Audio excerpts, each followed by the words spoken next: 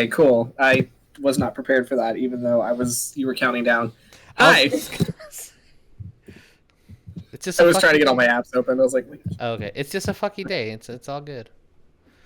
Well, there goes our first minute. Hi, welcome to Rise of Tiamat. This is a 5th edition module that I run out of the Wizards of the Coast Tyranny of Dragons campaign. This is it, as always. Welcome to the show. Welcome. We're going to play Dungeons & Dragons. Hopefully. Well, I say we're going to play Dungeons & Dragons, but I'm just going to be herding ferrets all night. No. So, yes. No. Yes. Makes sense. So, Anyway, do we have any fun announcements to give? We're back. We're back. Yeah, we took a little hiatus because a special boy took a vacation, as he should take vacations. Yeah. I forgot what that was about. I'm very tired.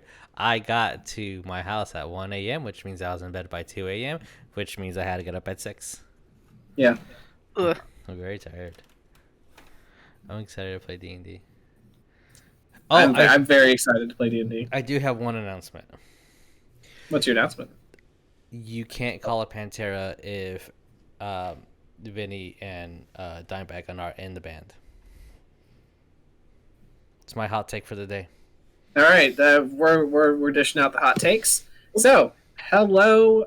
Let's do a fun, quick announcement. I don't have a physical copy right now. I'm waiting on it to get mailed to me. But my dad, Richard P. Stone, has published his second book on Amazon. You could go check that out. It is called Mutated Lands. It's from his Survivors of the Mutant Dawn series. There is going to be a third book in the works. That'll be like the final installment.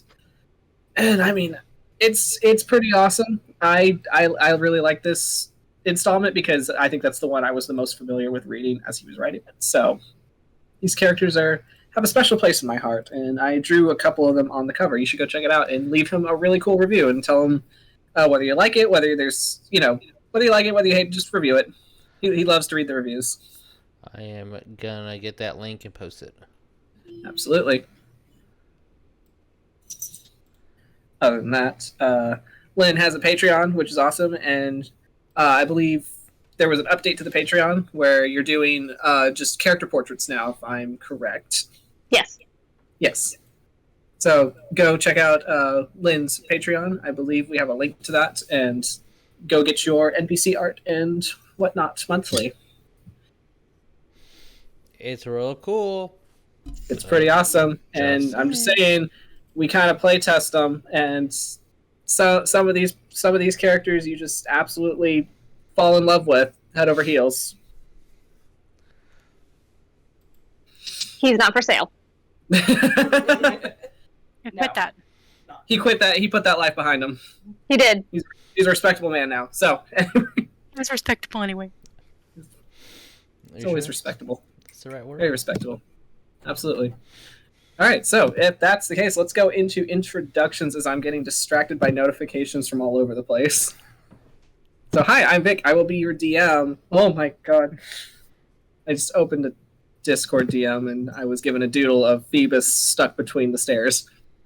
Bless. Who's stairs? I am Vic.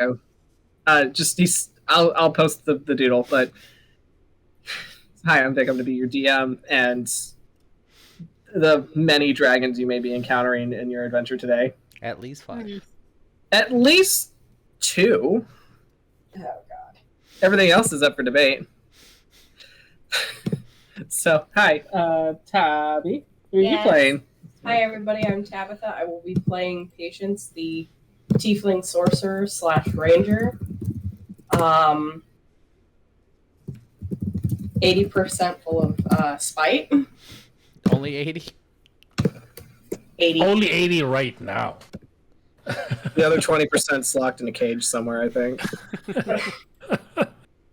Yeah. Yeah. And all the audacity, which she gets from her dad. Makes sense. Please enjoy. Now that I distracted everyone with the doodle. Hey, Jesus, who are you playing? Sorry, I was being distracted by a doodle. Hey guys, in Jesus, I'll be playing Tarsius Chadington. He's a Minotaur barbarian fighter who's just trying to do his best.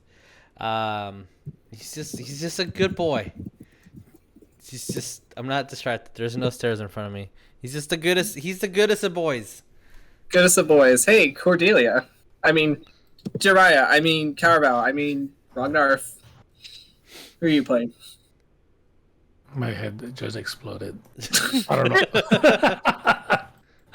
know. My name is Jeremiah, and I am playing Cordelia Chadington, sister to Tarsius, and the best interrogator. She hasn't interrogated anybody We're getting there. lately. Lately. We'll get there one day. She's a fighter, rogue, Medusa. Excellent. So, as I juggle so many apps, hey, Sydney, who are you playing today? Hi, I'm Sydney, and I will be playing Nicodemus D. Hawkins, aka Hawk. Who is kind of just going with the flow right now. He's not too sure what's going on, and that's pretty on par for him. So He's got the spirit. he does. Oh, right. And last but not least, Lynn, who are you playing today? I am playing Lord Greyson Phoebus Tataric, the human conjuration wizard, and he thinks you all are stupid idiots. And he wants to go home. Probably not wrong. That's on par. I happen Completely in character. Love it. Here for it. I graduated out of gentleman's school. I want you to know. I graduated So did he. in- So did Chadington. That's not saying much. They were the same graduating class. Oh, they're gonna meet one day, and it's gonna be something. That's gonna be great. All right. So if that is everyone, let's roll that intro and try to shake off the rust of being on hiatus for 4 weeks. Shake it off. Shake it off. Okay.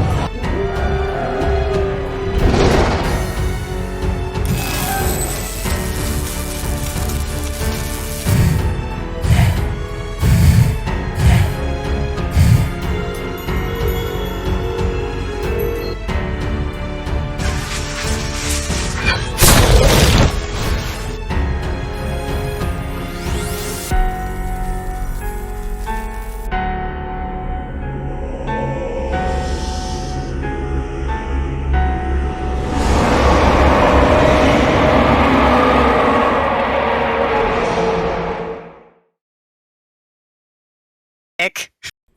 Oh, you're welcome. Oh God. Hey, mics are hot. Okay, so Oops. hey, let's do a recap. What does everybody remember? Asks the DM. Greyson Kobolds. Yeah, Grayson lost his ass. Most important thing of the night. That was the I'm most important sorry. thing that happened that whole game. Godspeed, that I'm poor so ass. sorry. We were Was floating in a Made- sphere of hell for a minute. made prisoners by a little band of kobolds. Yes. Mhm. That's very important. And then the wilier members of our party tricked said little kobolds into taking us to their leader, You just more or walk less. forward. And then some. Then we got an escort. And then that's the bulk of it, I think. Right. So you guys are currently adventuring through the lair of Arathator, which is the old white death of the north. an ancient white dragon that has been stalking the Sea of Moving Ice for centuries. You came to the north because Patience has been looking for her long-lost missing father, Cole. Yeah. A tiefling cleric of Asmodeus, and so here, from a series of dreams, you have been brought here. Met some interesting characters, reunited with Cole's sole confidant in life, his, or at least his entire life, the talking fox skull, Mark Anthony, which now can speak, and everybody else can hear him now, due to some interesting enchantment. It's not even just a skull. I'm getting to that. Okay. Cole. No. So, having found a outpost of ice hunters, you met Bo, who is more or less the inherited leader of the ice hunters, seeing as how his dad had gone missing, and so he took up the space in between. As you kind of rested yourself, purchased some replenishment items, weapons, something strange happened to Mark, and that being the talking fox skull no longer was a skull and was now a full human man, a circle of wildfire druid, so to speak, who, when asked what the fuck just happened, he just said, the terms have been altered. So now you have a babysitter, more or less, who flirted a bit here and there between Greyson and Hawk, and then, just kind of did his own thing. And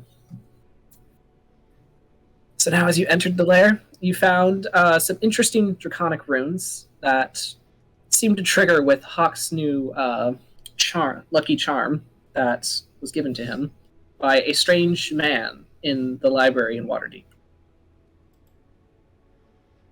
You made your way through, you fought some very oddly shaped oozes, you crossed a chasm that seemed to fall into a bottomless pit where there was frost giants completely frozen solid on all sides. You met a band of kobolds. Piggles was their leader, and she was a very fierce leader. You managed to overtake the kobolds after they made you their prisoners, just literally stepping over them. Along the way, Greyson noticed some interesting magic runes carved into the walls that seemed to stifle the wild magic surges that were running rampant throughout this lair when you first entered it. And so, after a bit of finagling with the kobolds and having them guide you through to a safer side of the lair, you made it to what looked to be a home kind of carved out of the ice and crystal that grew around the cave. And you are now at what looks to be a wizard's tower of sort. So I believe I have no one on the map yet, so let me put you all on the map.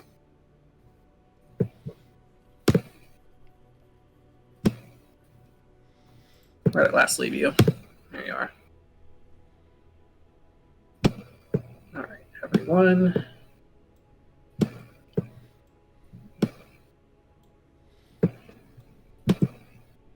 Copy. And Looks so pretty. I was just kind of So pretty, so map.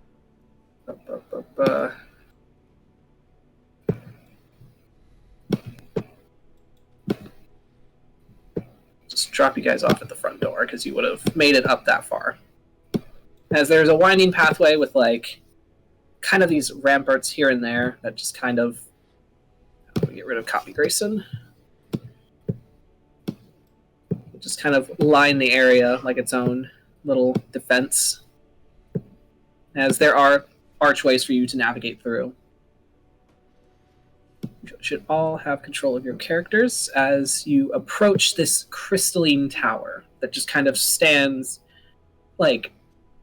it's kind of, when you look at it, it's like stalagmites and stalactites meeting together in the middle, and this tower seems to have been built out of that formation in itself.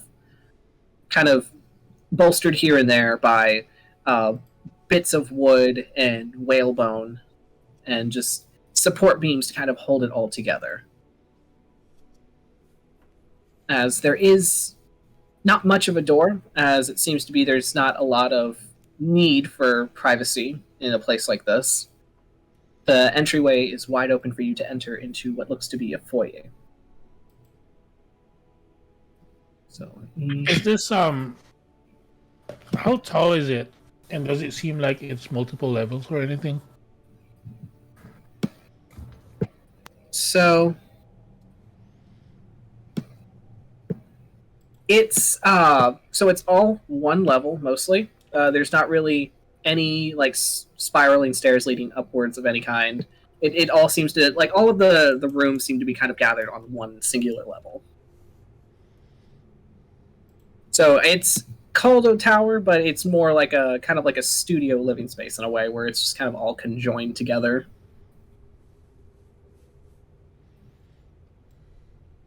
So Hawk would just walk in, if that's what we're doing. okay. Just Towards the because back at to this walk point he's like, we just walk in like we own the place. That seems to have been working. So All right. So you walk Me. in, and it seems to be a normal entryway. in. I half Nothing expected you happens. to be like, there's a white dragon in there. And so, hello, there he is. As you enter, and the walls are pretty much made out of the same kind of crystalline material here and there. There is wooden furniture about, and it doesn't look like anything seems to be affected by the ice in any way, like, condensation wise. It's all very temperature controlled, and like when you enter, it's almost as if like it feels like warmer in that room, and it's a cozy living like temperature. The walls and stuff, they do look just like It does look like rock ice. or anything. Yeah, like it looks like ice and like quartz almost. Okay. Yeah, I'm just gonna go into. Is the are the We've been trying- walls really cold to the touch? You reach out your hand to touch it. Yeah, yeah. It's a little bit cool, but it feels like you're touching glass. Okay. And when you pull your hand away, there's no like wetness that you normally would get from like ice if you touch it. Okay. So is it almost like more like crystals then? From what you can understand, it looks so. Yes. Mark just kind of like walks past Greyson, kind of gives him a little bit of a shoulder bump. Just be like, "You gonna stand out there all day, or are you gonna join the rest of us?" Do not touch me, and then he's gonna follow behind. I'm gonna check those.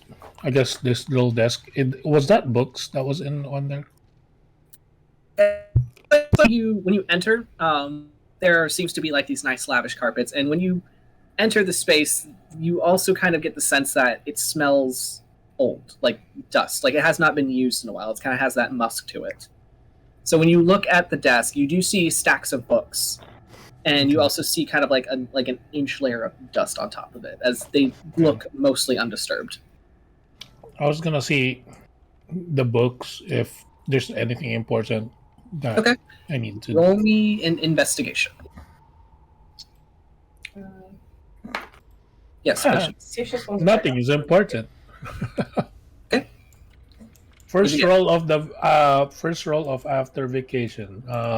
2. 5 total. Those are some old books. And like you pick them up and like they haven't been open in so long, the pages kind of stick together for a minute, and like you feel the spine just like cracks open and the pages just kind of turn to dust almost. As Patience, you enter that room. Mhm. And you see pretty much just like it looks like a sitting table for like eating.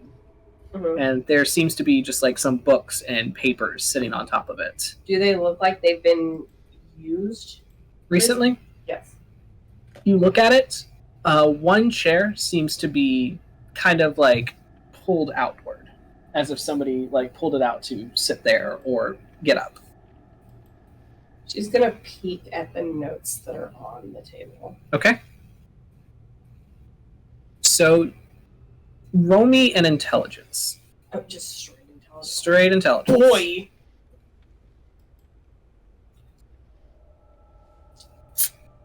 Just straight intelligence. Straight intelligence. Oh, my dump stat. Must be nice to be an academic. 2. You kind of get up on your little tippy hooves and you're just like looking, and you kind of squint because at first you think that the writing is upside down, but you're like, oh no, this is actually, I don't understand what any of this is. There's letters and numbers, and sometimes they're kind of put together in like one sentence, and then there's like a bunch of weird like little squiggle lines.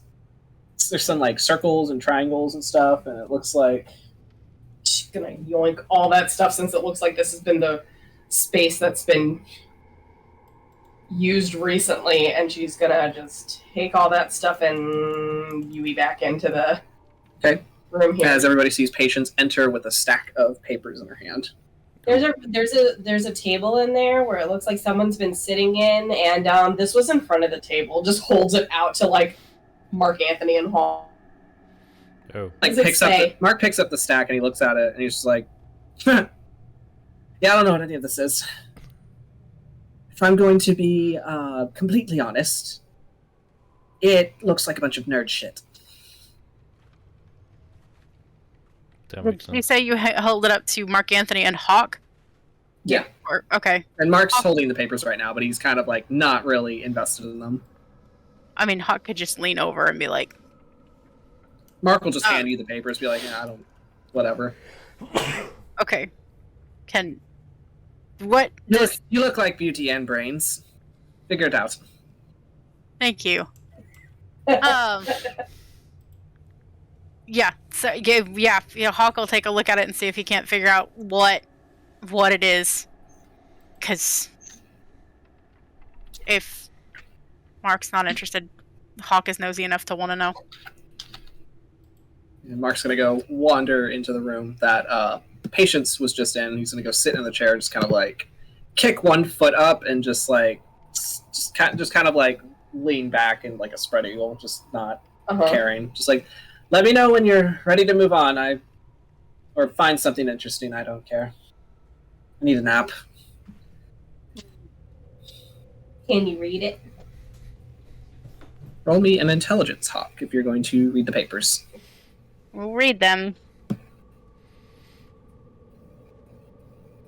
Okay. That's... What we get? And hold on, I need to know what my thing is. Plus...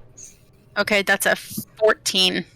14? Alright, so you also don't quite understand what's on these papers, but you, with your studies in, trying to harness, like, magic of any kind, you understand that this looks to be like arcanic equations. It looked like somebody was trying to kind of problem solve their way out of some kind of magical query. You're not sure what it is, but there's like a few notes here and there that detail, or at least they mention something known as the weave, which Sorry, you're cut out. Yeah, you cut out. You froze, my dude. I think he said the weeb. I thought he said right. That's what I heard. The weeb. Yeah, they're both frozen. Yeah, they're both frozen. Oh no! So The curse of the vacation continues. I guess Tarsius will go over and like. There they go. Is that the weeb? They, Like they lost their internet probably. that Naruto stuff? Not Naruto stuff.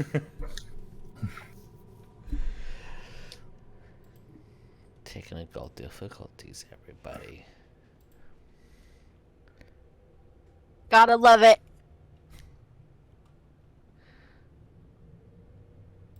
So what did everyone do on their vacation? I heard Lynn got beat up. Get beat up. Lynn got a cool new hobby.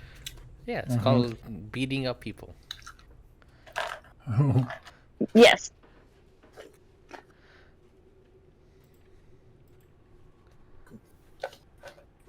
It's a little more intense than what I did because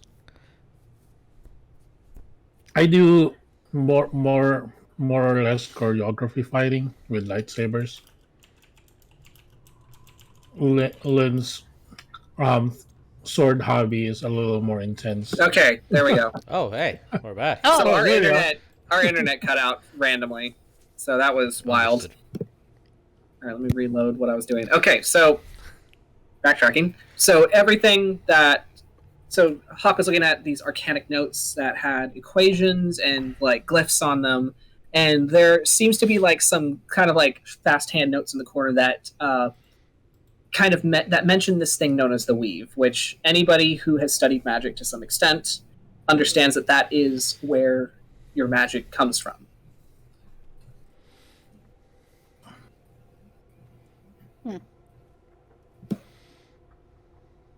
So you're not quite sure what it's mentioning, but you know that it has something to do with the weave. Tarsius is gonna just Okay.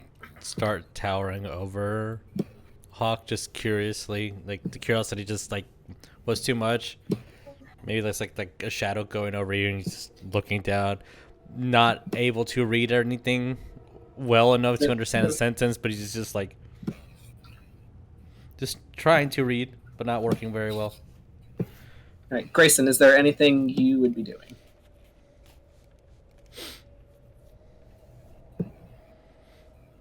He's just kind of annoyed. He wants to not be here. That's fair. Okay. Yeah. I was gonna say, with hearing the whole thing about like if Hawk mentions like the weave, she'll just kind of like cock her head and then look over at Greyson like, you do magic. Do you know what that is?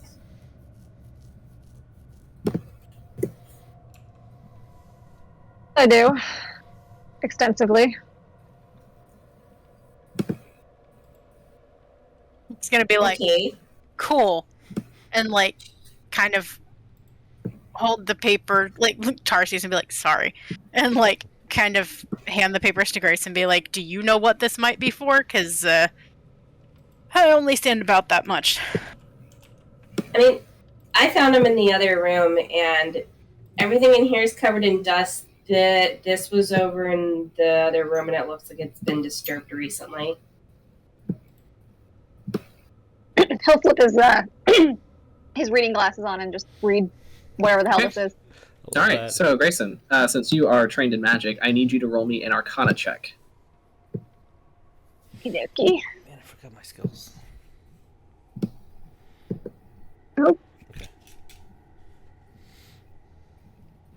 My internet's almost going out. That's not fun. Oh no. Not you two. We can only have one internet go up per We can't. session. If my internet's going out and your internet's going out, who's driving the bus? Oh my God. This die is not. One at a time. I tried to roll a die on Roll 20. D&D Beyond, and it's the slowest thing. Oh my God, I hate when it does Got an that. 18 plus 7. Okay. Nice. So, Greyson, looking at this, you pretty much discern that the equations and the sigils and whatnot that are across this paper seem to be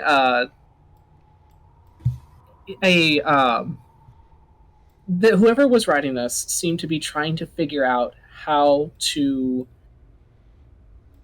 basically rekindle a connection with the weave.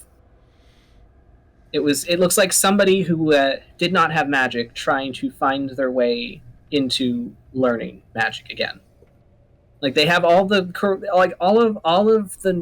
notes, all of the math is right, but this is somebody trying to figure out how to go from being non-magical to being magical again. Oh. He will repeat that for everyone. Okay, so everybody easy repeats that. How could you be? Tarsius raises his hand. Yeah. Oh, I'm still raising until someone calls on me. Oh my God. Yes, Tarsius. Does it mention if it's divine magic or arcanic magic?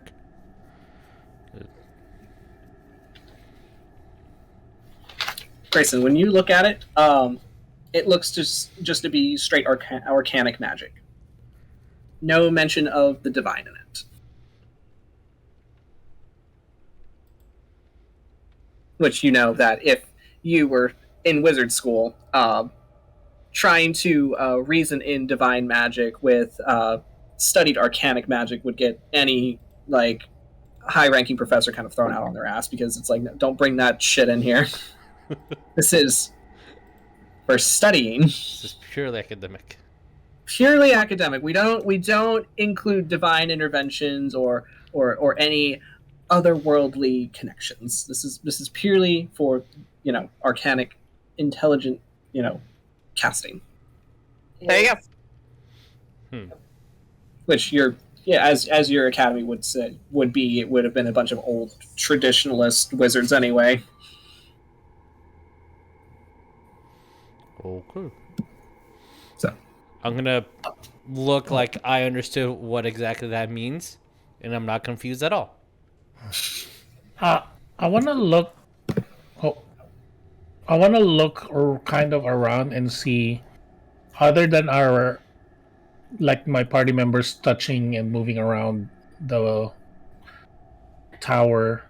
I want to see if there's any signs of life, recent sign of life because of what patient said. I want to see if whoever was in here with that dining table that patient said. I want to see, kind of backtrack what they're doing. okay. If I can find it. So roll me. It. So if you're looking for prints and whatnot. Yeah, probably maybe All right, footprints. let's call it a survival. Okay. Roll me a survival. Survival is not that good, but it's okay. Roll me a perception patience. That is an okay roll. It's a 17. 17. Okay, so you kind of track your way through. You said you were starting with the room that Patience was in? Previously? Yeah, I'm gonna start. Yeah, sure. I'm gonna start right there. I guess here, right where she saw it, the stuff. Yeah. 22. 22. Okay. You just see, a bunch of old books kind of stacked. A bunch of old books kind of stacked up together amongst each other. A lot of old tomes, Do any of these look like they've been touched recently? One in particular does. She's going to grab the one that has been touched recently then. Okay. So the one that's been touched is actually on the highest shelf of the bookcase you're in front of. Shit. And this bookcase stands about well over 10 feet tall. She's going to peek back up. Mr. Tarsius, can I get some assistance, please? Mr. Tarsius is my dad. I don't know who my dad is. Yeah, sure. Yeah, so Chadington clutches his chest in pain. I mean, he's adopted Papa. Sure, yes. He's adopted Papa. He's like, blood doesn't matter. It doesn't. It really doesn't. She will ask Tarsius to basically, crying into can his I handkerchief. sit on your head so I can reach that book right there? Putting hand back, grab patient, puts on head. Yes, and she will try to reach it. Mike, please don't fall. All right, so you That go sucks. and you're at right the height to reach it, and it is a thick tome, bound in red leather and with gold kind of banding around it. And when you pull it out, you notice the pages on the spine are black, completely black. This does not sound like a good idea, but here we are. As long as it doesn't say Wild Darkness on there. Be careful with reading books in DNC, okay? As long as it does not say Vile Darkness, we should be fine. Yeah. She just looks at For the is Book there of anything Avocet. written on the front. No. There is not. It is a completely blank cover.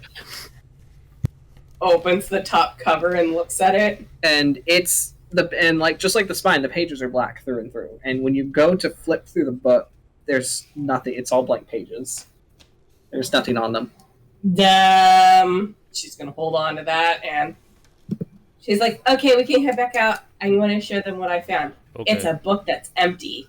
But it's Oh. got black pages. I remember the spooky time once with me and my friends where's my mouse? Oh, there we go. As like, we're walking back the other way. Yeah. This one time we had spooky time in the campfire, and there was a tale, and then you needed to like prick your blood and put it on the page, and the book talked to you. I don't know if it's anything like that. As Tarsius has mentioned that, you just see Patience just kind of like listening as she's idly like pulling out like a little dagger and getting ready to like prick her finger. So with that, so Cordelia, you said you rolled a 17, right? Yes. Okay, so My intention, in case you need me to roll again, my intention is to just kind of look around, maybe like trying to figure out what this building is or what okay. its purpose and all that stuff. So it looks like with everybody talking about like these arcanic symbols and all these books and like papers just kind of like sitting around, you get the feeling that this might be somewhere that somebody like like a wizard like Greyson might live or spend their time studying. And as you're kind of like taking a look around, there's not really any like footprints to follow, but you can kind of you kind of pick up like subtle like little cues on somebody that had been there like recently, but not like within the past hour recently, but more recent than the last occupant. Mhm. As you kind of follow like smudges of dust, you follow pretty much things that look like they were like disturbed out of space. Like when you lift like a portrait off a wall and you can see the blank space where it once was, you see items like that just kind of like on the table or on bookshelves. And you kind of follow the trail from out of that dining room to the room where Patience and Tarsius just were. And the trail goes even further into what looks to be a sitting room. Where is that? Over That yonder. area? Okay. Yes, over yonder this way. I guess before I actually enter, I'll just kind of... I do want to enter it, but I don't know what's going on here right now. So... All right, as Hawk, Greyson, you see as Tarsius and Patience come back out of this small library nook. As Patience sits on Tarsius' head, she's holding this large red tome with these pitch black pages. And as Tarsius is like telling about this one time at band camp, there was a ghost story challenge, and you see as Patience is like nodding along, and she's like reaching into her side pouch as she pulls out a dagger, and she looks to be holding it over her hand, like she's about to like physically stab herself. Would grab her knife hand. What? Are you 100% sure of what would happen if you did that? No. Then why would you do it? Tarsius mentioned it and it sounded like a good idea. You know, blood is a currency of its own. Like blood pact and things. If you just put blood in something that doesn't belong to you, you don't know what you're getting into. Don't do that. Oh. This is like that weird... And then she's kind of like just thinking to herself, oh, so kind of like that weird talk I had with my grandfather earlier. Oh, okay. We met your grandfather? Huh? What? Your grandfather's here? Yeah, I talked to him earlier. Earlier. So you hear Mark from the other room. She's not really supposed to be talking to him. Oh, don't do that. I tried talking to you about it, but you were asleep. When I'm a skull, I don't sleep. Fun fact. Well, how come you didn't say anything then? I mean, a snake like came out of your eye socket and everything. Well, think of it like this. You know when you're sleeping and you're not really, present. Uh-huh. Like you go to sleep and then you wake up and it's the next day and you don't remember anything in between. Mm-hmm. Well, that in between is sometimes what happens. Oh, so he was asleep. Yeah. That's what I wasn't asleep. He just ceased to exist Echoes. briefly. just gets up now and completely incensed by this conversation. Wait, what, walks Hawk? out. What'd you say, Hawk? I said, I was like, he just ceased to exist briefly. Oh, Yes, he gets it. See? Beauty and brains. Okay, Patience is literally just flipping through the book looking to see if there's like an insignia or anything. Nothing. Like, you flip through it, you kind of hold it upside down, you scour these pages, and it's just all blank black pages. after having released Patient's hand and like Mark being like, he gets it. Hawk would be like, kind of like shrug and be like, I just call that dissociating. And then he'd walk back this way. As Hawk follows Cordelia out. Patience Well, he'll just say sitting there. Cordelia is standing there, but he'll probably kind of veer off towards this room and be like, it's over here. Right. So, roll me a perception, Hawk. What's everybody else doing? So now Greyson is having internet connection issues, so I want to go inside that you're room, perusing. but I do want to be careful with it. Okay. In case, because I was like getting led into here where it's been recently used. Roll me a. Okay, so if you're going to be careful, you can roll stealth. I'm being quiet into You going. roll your into sneaky this stat. one. I rolled a 17. 17. You're very sneaky, as you That kind is of a like 28. and you notice that like some of the doors on this are also kind of made like they're seem to be made of the same kind of like glass, but when you push it, there's very little resistance to it as it just kind of like glides back into place, like into the wall. Okay. So as you kind of step in, and you find yourself in what looks to be a sitting room that could host company if someone was expecting company in this hidden iceberg beneath the ocean. Mm-hmm. And you see just a scour of notes and like loose papers just kind of like thrown about all over this floor. And then you also see a pedestal at the end of the room, kind of looking out these bay windows that look out into the inside of the iceberg that you are currently in. These are And windows. upon it, yes, so those are all Okay. windows. You'll see these beautiful sheer windows. And sitting in front of these windows on a pedestal, you see this smooth kind of topaz stone that's about the size of, say, like a small like melon. I guess is the best way to put it. That's the best size indicator I can go with, like a honeydew like melon.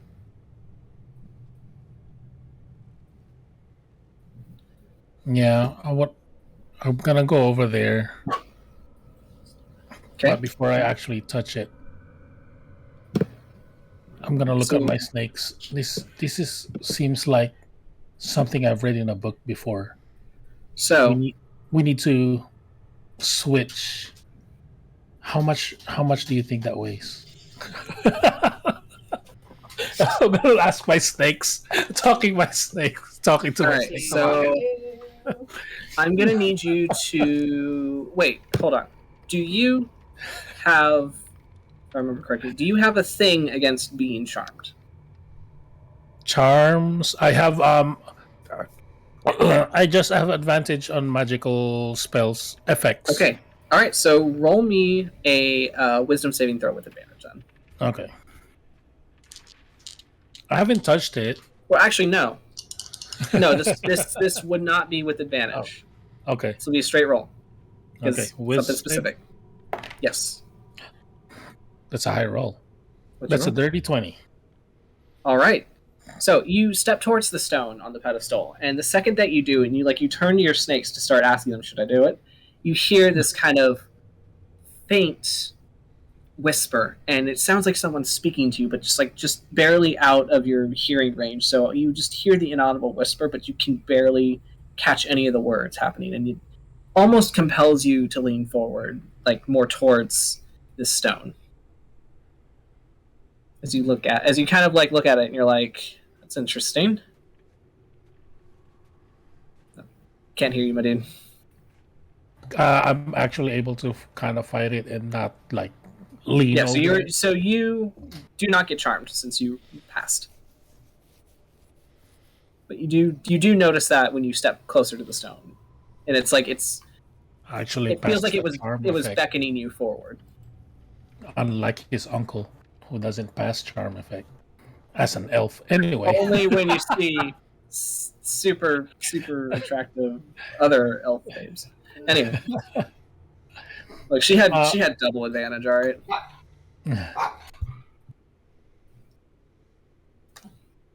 So that's what happened. I'm not gonna touch it. I'm gonna go Okay. back to the party and tell them about it. All right. Ask for advice.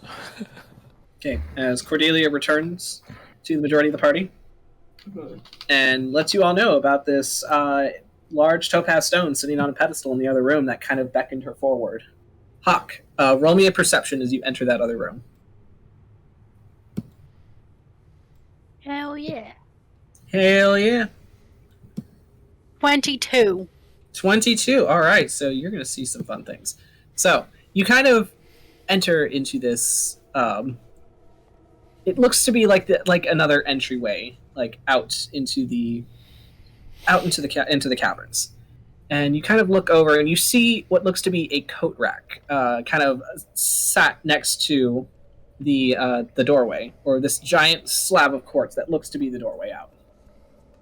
And you look at the coat rack and you see two interesting things on it. One of them looks to be just like a standard, it looks like a simple leather bag, just kind of like sitting on a hook, like somebody was about to go out, or somebody's going to take it to go out or something, like a traveling bag almost, with kind of like this colorful stitching on the front of the flap that looks like a face.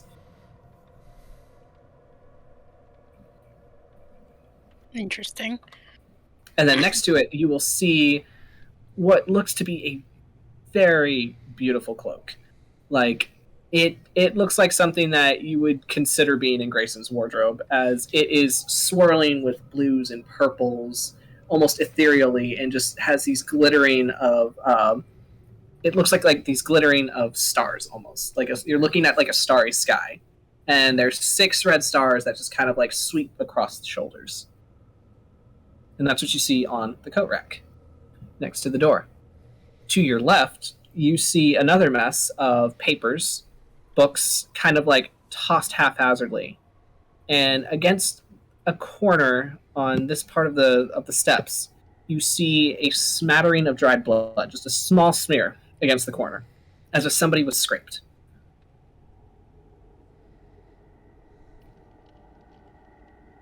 And then against this wall, as you kind of step there, you see a piece of paper pinned to the wall with a dagger. As you look at the wall some more, and you see that somebody had been writing all over it, just scrawlings of notes and equations and glyphs and different sigils, and some of these sigils look almost similar to like what you have on your new bracelet. It looks to be like the draconic runes that you've been seeing kind of every which way within these caverns. It's actually gonna, like, with the bracelet that he's had, kind of like hold it up to things. Okay. You hold it up, and it doesn't look like they do much of anything. It looks like somebody was just carving them in for memory, because these also look like they've been carved into the wall itself with purpose. Is there any more blood? And how old was the blood that he saw? So the blood was dried. Okay, so not So fresh. it looks like it looks like it's been there for a minute. Okay. And this... yeah. And this is a door? Yeah, so this is just a small door, and Okay. when you look down at your feet, you see just like these scatterings of like papers, and like they've been torn out of like journals and like academic text, just kind of like strewn across the floor. He'll probably kind of, like... I can't say he'll even, like, kind of lean over to look. He's gonna have to get all the way on the floor to look. Okay. Just to see if there's anything that, like, jumps out at him that Because he's obviously probably not gonna. All right, so Get too hard on you're it. going to see a lot of reference material to draconic runes or draconic magic. You're going to see draconic relics, histories of dragons, and then you see another word start to pop up a little bit more. Because draconic, that's just like the recurring word, and this is all written in common too. So. And when you look to a couple of pages, another word starts to pop up that starts to get a little more frequent now that you recognize it. You're kind of looking around at these kind of scatterings of notes, and that is spell plague. Did you just say spell plague? What if I did? You motherfucker. Ah, shit. Sydney feels as though she's missed something. Oh no. Okay. He's even like, I don't know what the fuck that is, but that's And fine. then you have a single piece of paper just kind of stabbed to the wall over here on a dagger. And that one's not written in common, right? It's in the runes. No, so that one is actually written in common too. It's Oh. just that there's draconic runes also written along the walls and whatnot. Oh. What does the paper say? So you look at the paper, and Where's my it notebook? reads. Okay. And it reads like a journal entry. So, let me get that entry. Pause for dog barks. Okay, It's just the seals. so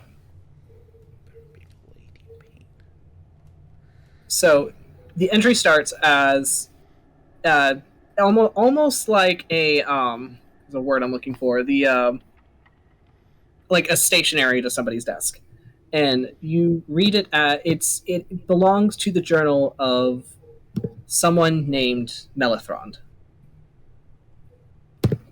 and it reads: to delve into the history of the arcane with the knowledge of creatures that have seen it bloom and then fade like a surge of wild magic is enlightening and all the more terrifying. I came to the north to study its adverse effects on the great poles that bookend the leagues of land that home the content and ignorant. The one known as the Old White Death has an affinity for spellcasting, which makes him all the more fascinating to study. His mate, Arbiturus, does not share the same skill as she used to due to her fading mind. She's quite the engaging conversationalist, and when her mind is sharp, she remembers eons of history and entities she has spoken to. Between the couple, they've amassed a library of true envy to a wizard such as myself, and to read through these tomes brings such a unsatiable energy that I have never felt within myself.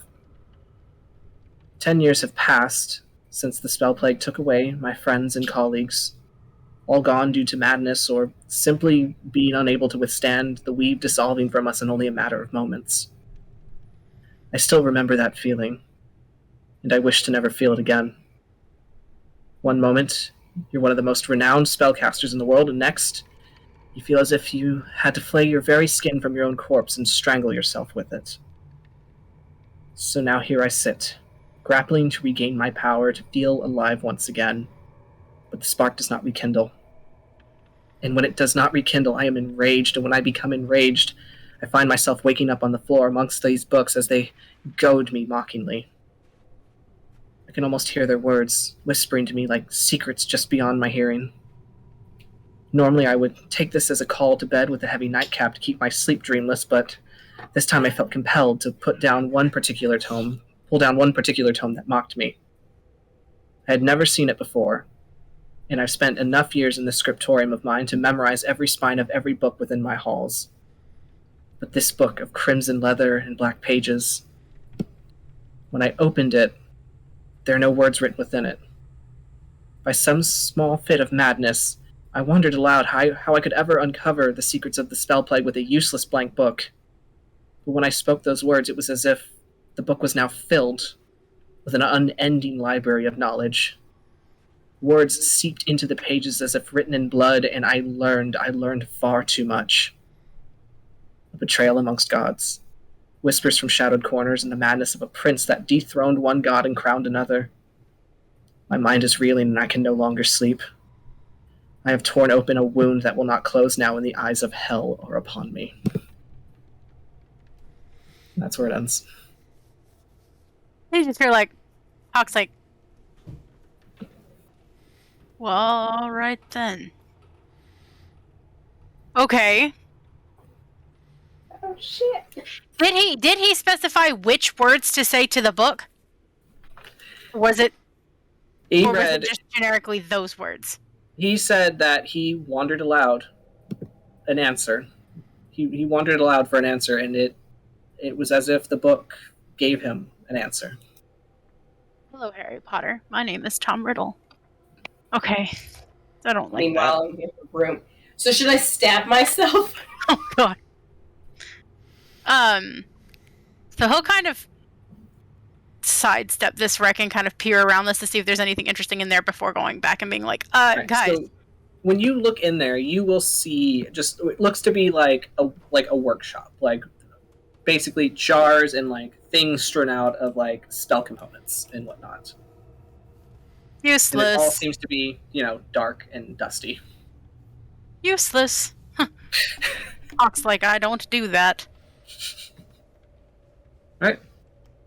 Come back and be like, so, You see Patience holding the tome. can I borrow that? Why? I want to test something. Okay. She'll just hand it to him, just kind of like, I was gonna stab myself and put blood on the page just to see, but...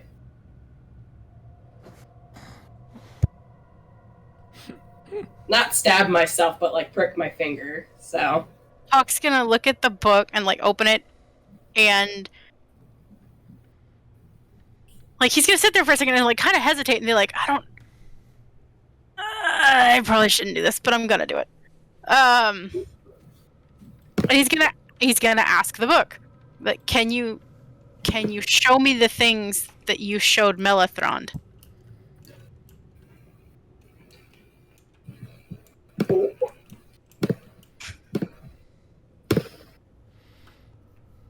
Oh!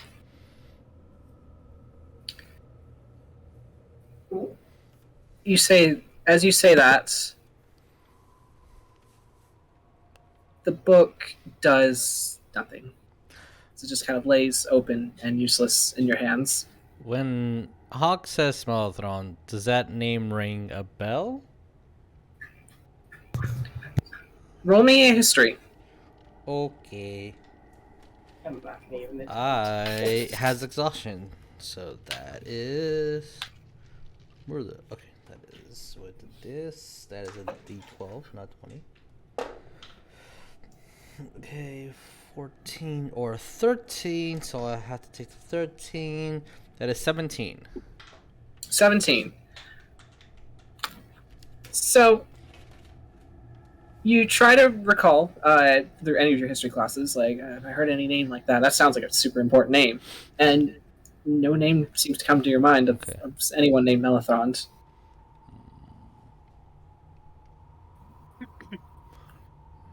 Are you supposed to just ask the book things? Yeah, why were you asking it that? It was in the other room. There's a mess, and there's a journal entry stabbed to the wall. And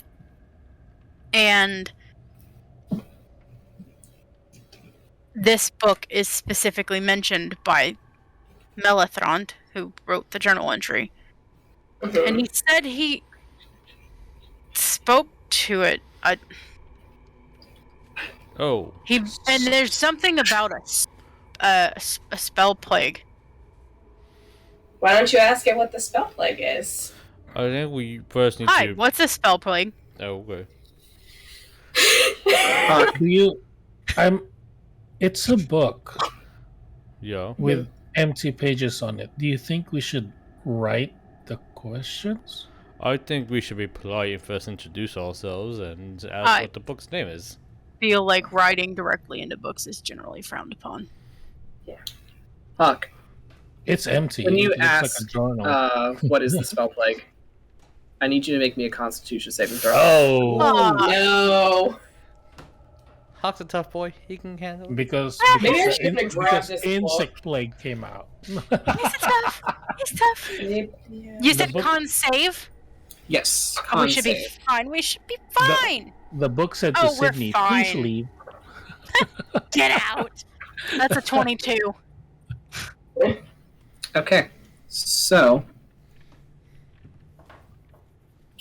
you watch as it looks like words start to seep into these pages, and the book immediately smells like blood. Does only Hawk see this, or does everybody? Everybody sees it. Oh no! And Hawk, as Oh. Everybody who can see as high as Hawk can hold. Impatient's still sitting on Tarsius' shoulders, so True. just like, oh no! Can everybody smell it? yes, everybody can smell it. It smells like blood. And Hawk, you are only going to take 2 points of damage from this. Like, that. Why? As it feels like as the pages start to kind of like seep with the answers, you kind of feel a little lightheaded, as if the book took a little bit of something from you in order to give you an answer. Is that why it And- smells like blood? Maybe.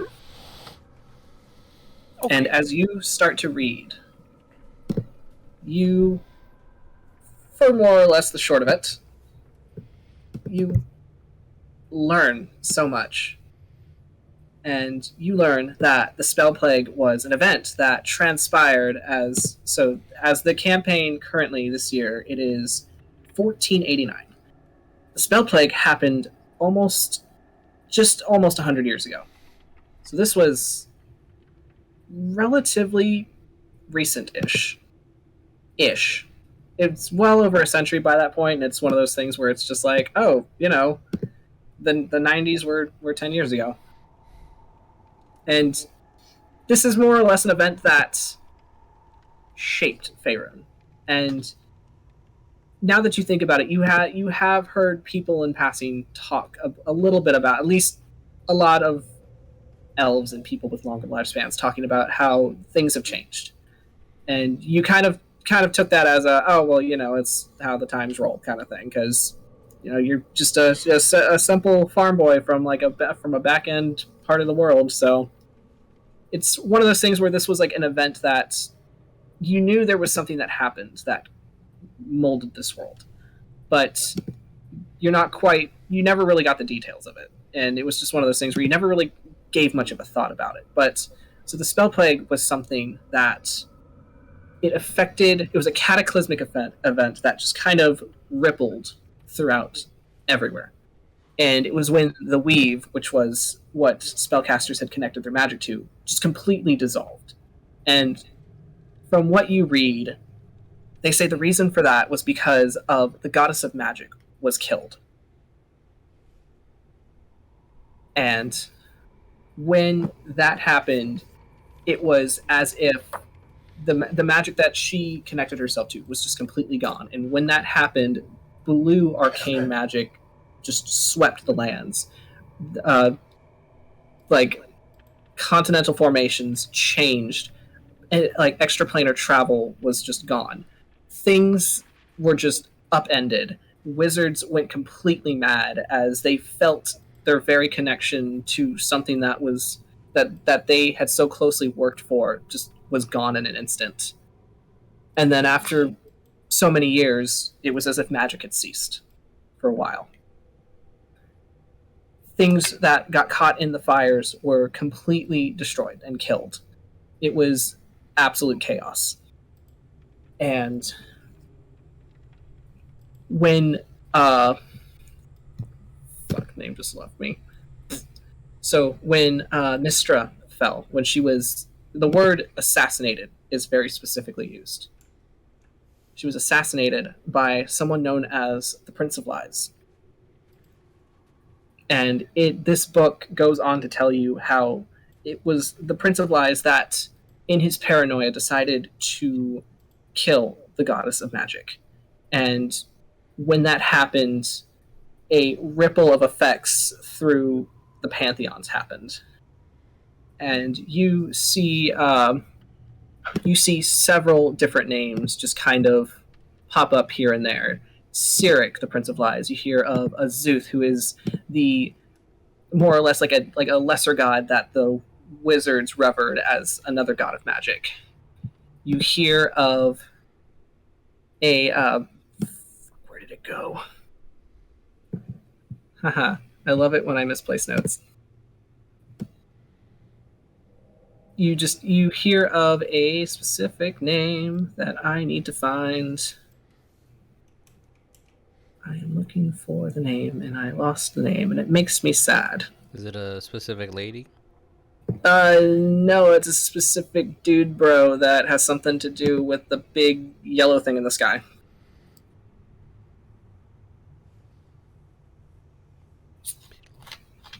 There was once a god who represented the sun that went by another name. And then when this event happened, he reverted back into a more primordial form.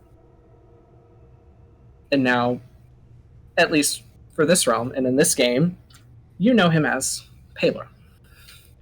So. Is that the name that you were looking for? No, I was looking for the name before that. Lathander, thank you. That's the name. So.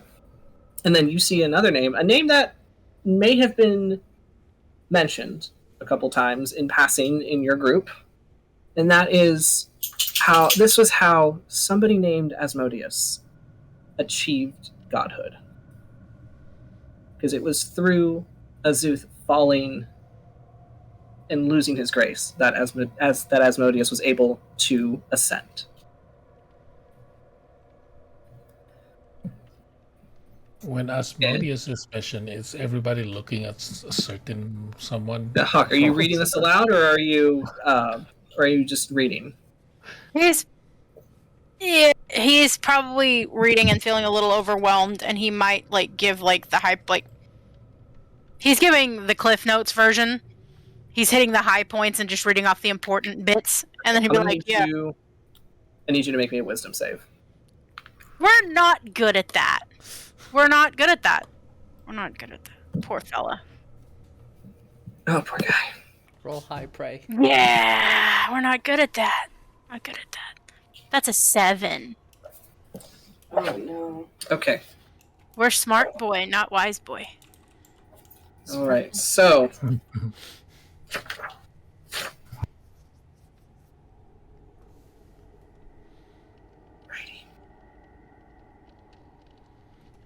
So I need to roll on a table that I did not have up. Oh no. I feel like if Hawk is actually saying some of this stuff out loud, Patience is like, and this is why I'm not supposed to talk to him. This is one of those things, I think, why I'm not supposed to talk to him. Hawk, I need you to roll me a D100. Okay.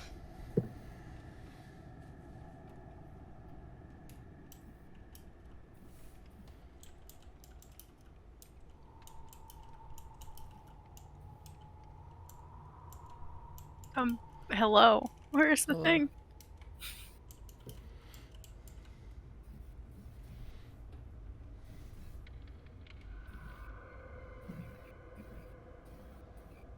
$22.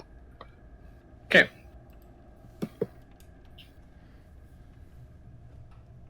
All right. So, Hawk, as you are you're trying to give the Cliff Notes version as quickly as you can as you're reading these words, but you feel as if your mind is almost being pulled to read faster, and it's like the information is starting to just kind of assault you, just very rapidly, very aggressively, and right as you read the name Asmodeus, it feels as if you received a shock, and you drop the book as if it stung you, and you just start crying and weeping. We're going to immediately climb down Tarsius and take the book and just close it. Okay, that was a bad idea. What was it?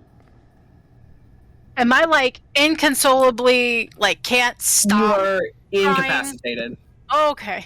Like Jemmy touching the veil. Incapacitated, just cannot stop. Big guy down. Got it. Oh, what happened? Was it because your grandpa's palo? What happened? We're not talking like Hawk's sitting there sobbing like, or is your grandpa's the? And he's gonna like flinch before he says Asmodeus because he's afraid he's gonna get hurt.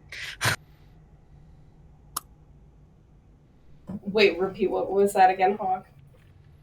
Tarsius asked if Palor was your grandpa, and then Hawk asked if Asmodeus was your grandpa. Hesitantly, because he thinks he's gonna get hurt again. Yeah, it's just I'm not supposed to talk to him, and recently he did talk to me.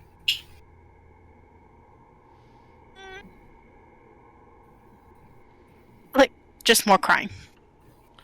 Oh. Did he do something? Like, Hawk's just she's looking over at Mark Anthony like, I'm not his keeper. uh-huh. It's the other way around. I'm gonna go over to Hawk, and like someone wants it to me, I'm gonna be like, there, big boy. If you need to talk, I'll be over here. I know you need your personal space. Hawk, like, thank you. Tap him on the shoulder. Aw. He's sitting there like crying, like I don't even know why I'm crying. I don't. It seems like that was a really big information dump that you were just given. Yeah, Patience like opens the book and peeks at it again, or the pages like they're still writing there, or is it blank again? It's blank.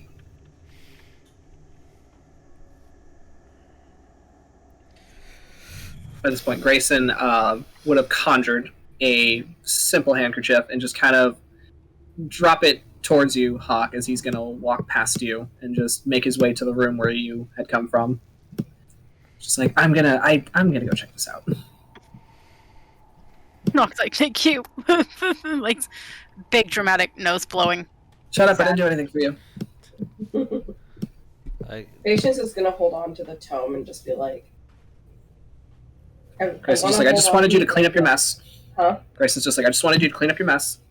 I want to hold on to this, but I don't know if it's a good idea to hold on to this, but I want to hold on to it.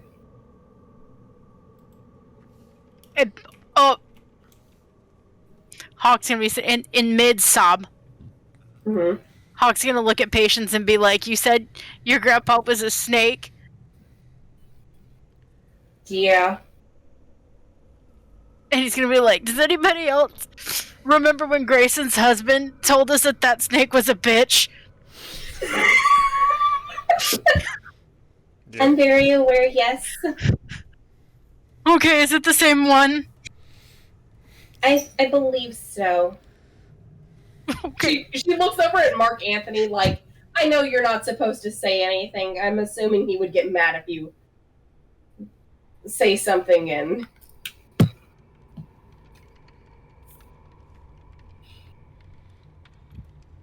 So.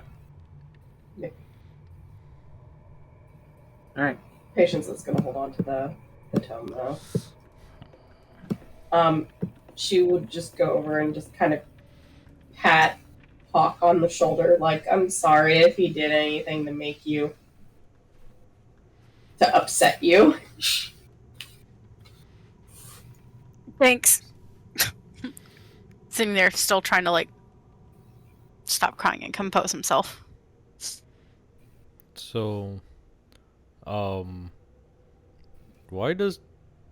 We're in the dragon's lair, right? Why does the dragon need these books? I don't think, like, Hawk, like, I don't think this... He's trying to learn from them. Like, he called... There are two of them. There are two dragons. Like, He called one of them Old White Death. That sounds bad. But it's I'm like sobbing. Like Melthron was affected by the thing. Oh. The And spell he's thing. trying to figure out how to get his magic back. Oh. But I don't get it, because there are wizards that have their magic now. I mean, I'm not a wizard, but I have magic now, so unless this was something that was fixed, or they had to figure out something else to get their magic source from. I don't know. But this person, I think Hawk's gonna sit there remembering that there's a bag and a cloak. Like, I think he's still here. Oh. The wizard? There's a cloak. There's a coat rack with a cloak and a bag. Ooh, I want to be nosy. Goodness, that shit. Zoom. There could be a bear trap in there for all you know. Just stick your hand in it. Learn. She'll learn. No, she won't. I feel like she's gonna get about here and then look down this direction. It's like, Cordelia, what's in there?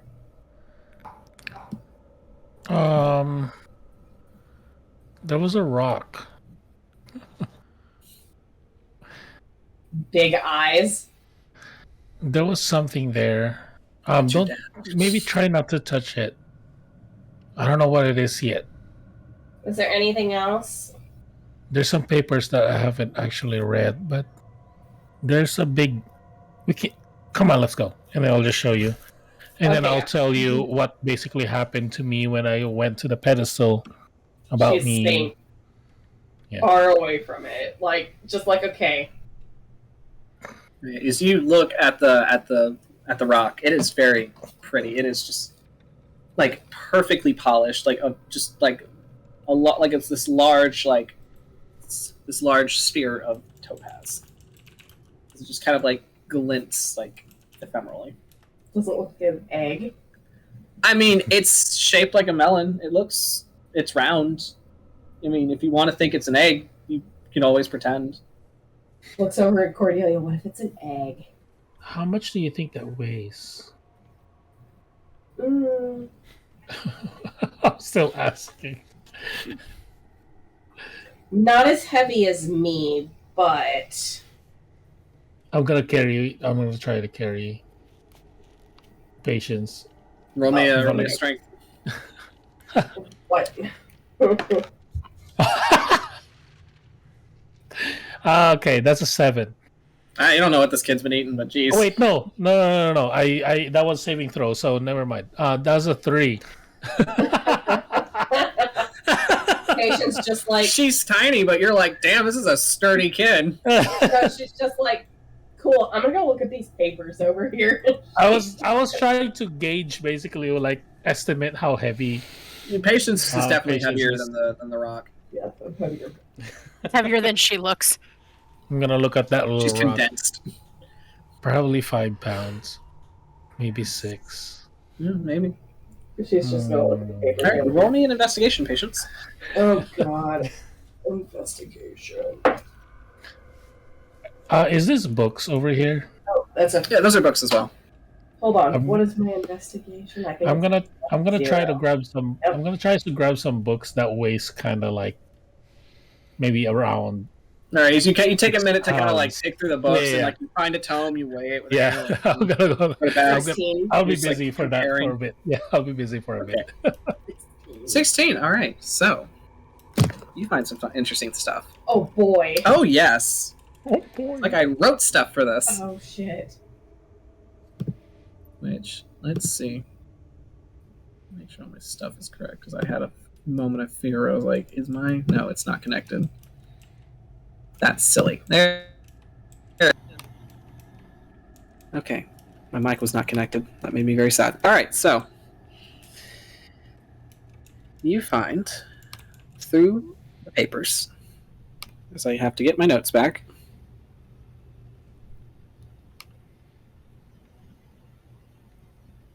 All right. Come back. All right. So you find amongst the papers on the floor, you find 10 scrolls. Okay. 10 magic scrolls. Oh boy. And as you kind of look at them, they're all labeled. One that is a scroll of gaseous form.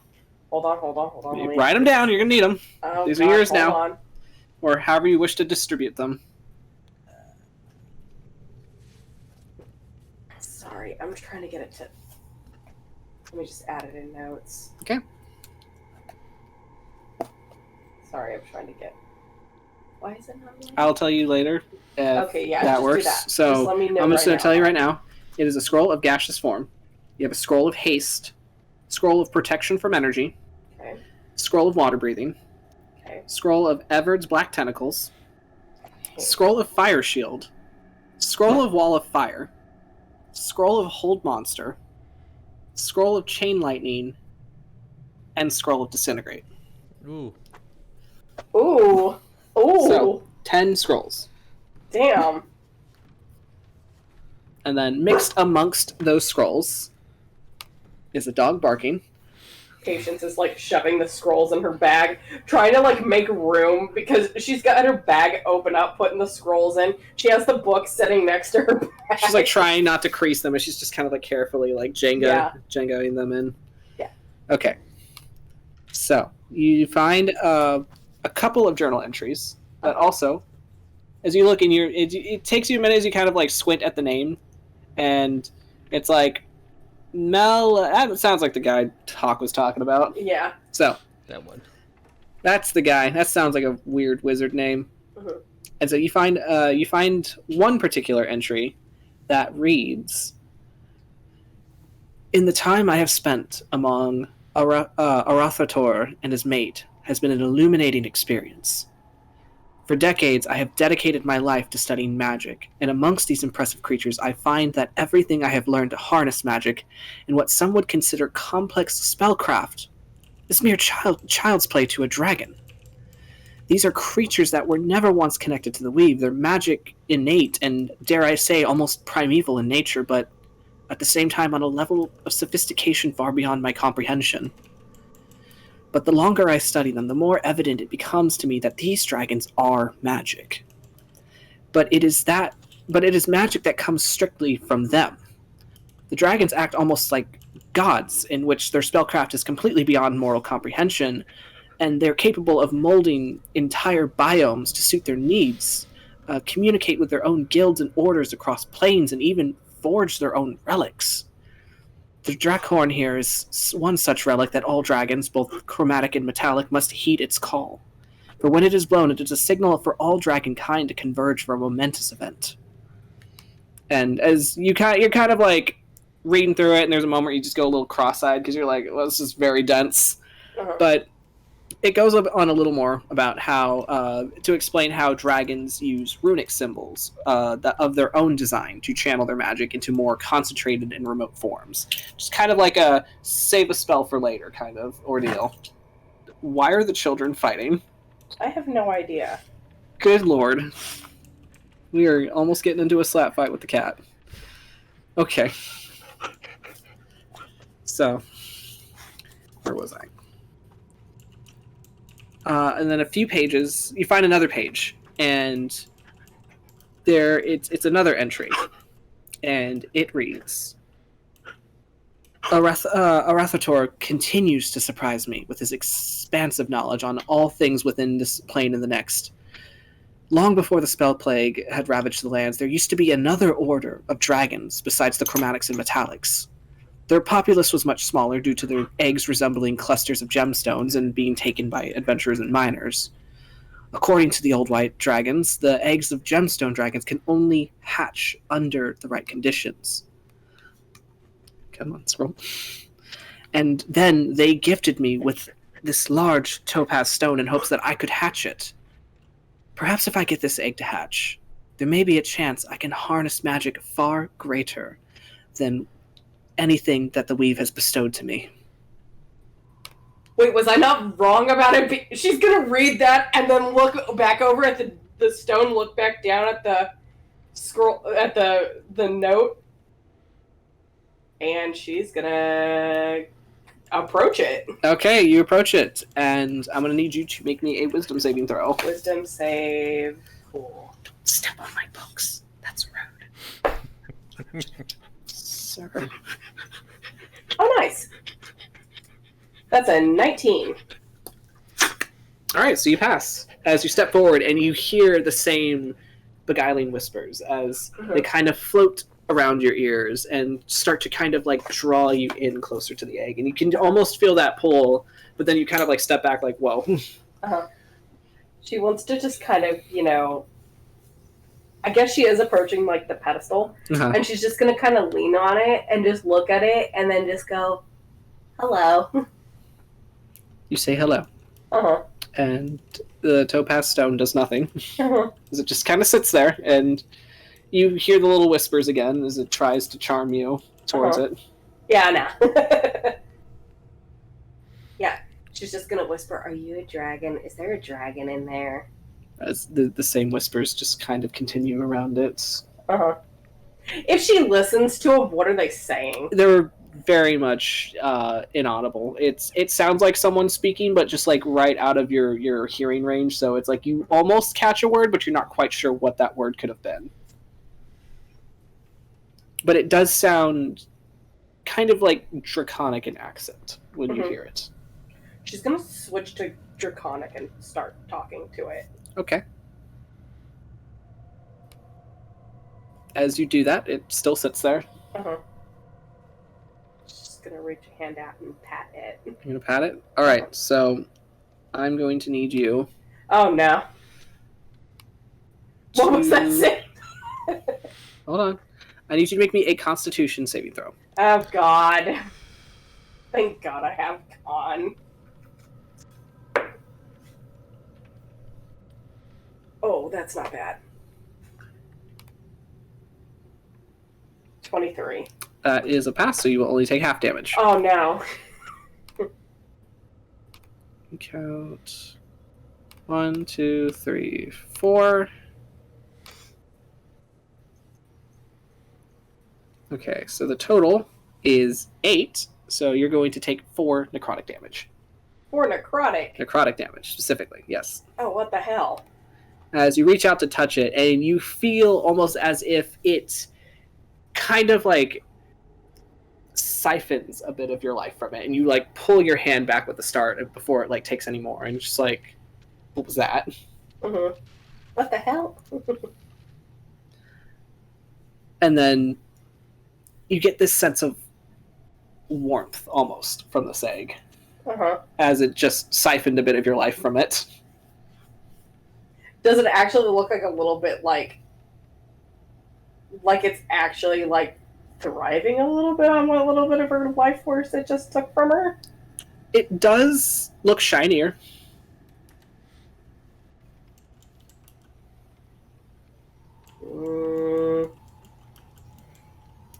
Just gonna go over to Cordelia. Can you Miss probably get Cordelia's it off the pedestal? currently weighing books, trying to find the right one. And you think the tome that you're holding is about the exact amount that this egg is going to weigh. You're muted. You're muted. What? I'm looking up. I touched it and it's a little bit spicy. Did you taste it? No, it siphoned like some of my life force, I think, or something like that. Are you okay? And we're like lifting patient's like hand, going like armpit, Yeah, I'm behind fine. her. You see, like her fingertips are a little blackened, like she touched got something that might have singed? hurt her. Like not really singed, but like Okay. blackened, like bruised almost. Yeah, but I'm fine. Yeah, but But I don't know if I should like He's not take here. my coat and throw it over it and pull it off that way, or it's an Yeah. egg, by the way. So we shouldn't touch it. It's an egg, though. It's a dragon egg. Yeah. If it's missing, the mother will look for it. I don't think the mother dragon laid it right there on a pedestal. Also, and she'll Never show Cordelia the notes from Myth. No, that guy. So she'll show you the same notes that she read. Okay. I'm And- gonna skim through it, I guess.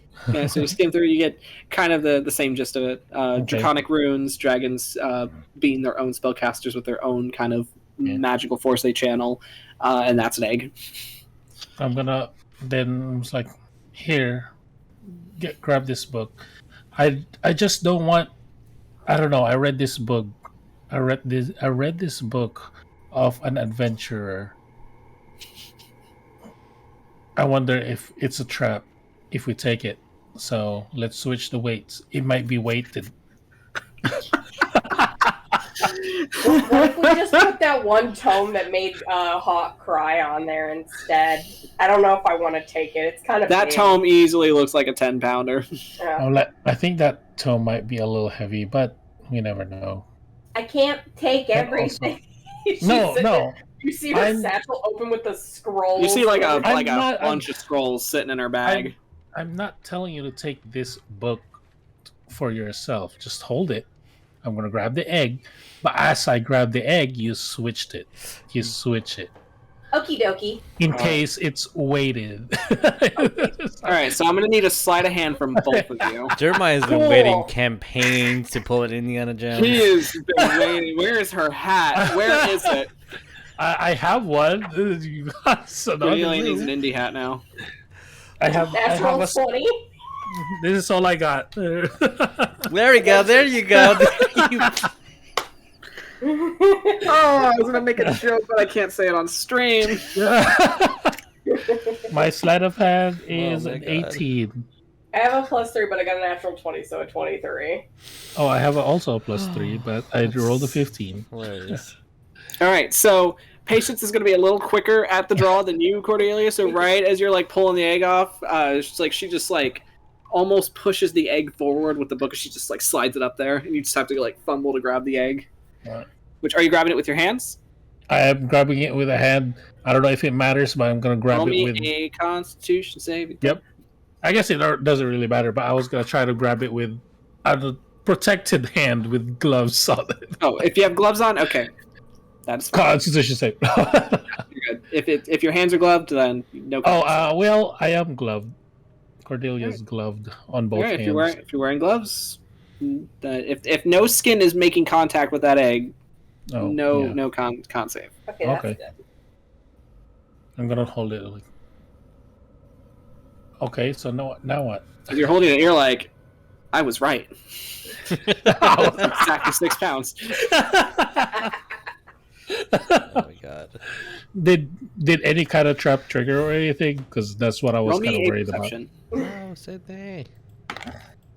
Oh no, I rolled a 2 this time, so that's an 8. That is an 8. As you kind of like you're holding the egg, you're like, I was right, and then you look and you're like, no trap. It's like getting triggered. But you notice as you're holding it, even through the gloves, you feel this warmth to this egg, Mhm. and you're like, yeah, this is an egg. Does it feel alive or anything? Like maybe I can feel like some kind of living thing inside. At the moment, no. Okay. It feels warm. Is there You know- any like rags or anything like that around? In this room, not that you can see. You see just a lot of discarded papers. Okay. I mean, there's a whole rug on the floor, but that's about it. I would cut the rug, but I don't think that would be. I have. I don't think now's a good time to cut a rug. I just have some like normal common clothes. Then I'll just grab some like a shirt in my bag, Okay. or at least tell Patience, "There's a shirt in my bag. Can you grab it? I don't wanna drop this." Yeah, she'll take the shirt and wrap it around and Yeah. protectively encase the egg. Right. Can I carry it? Shh. You're not gonna drop it. I'm gonna put it in my bag.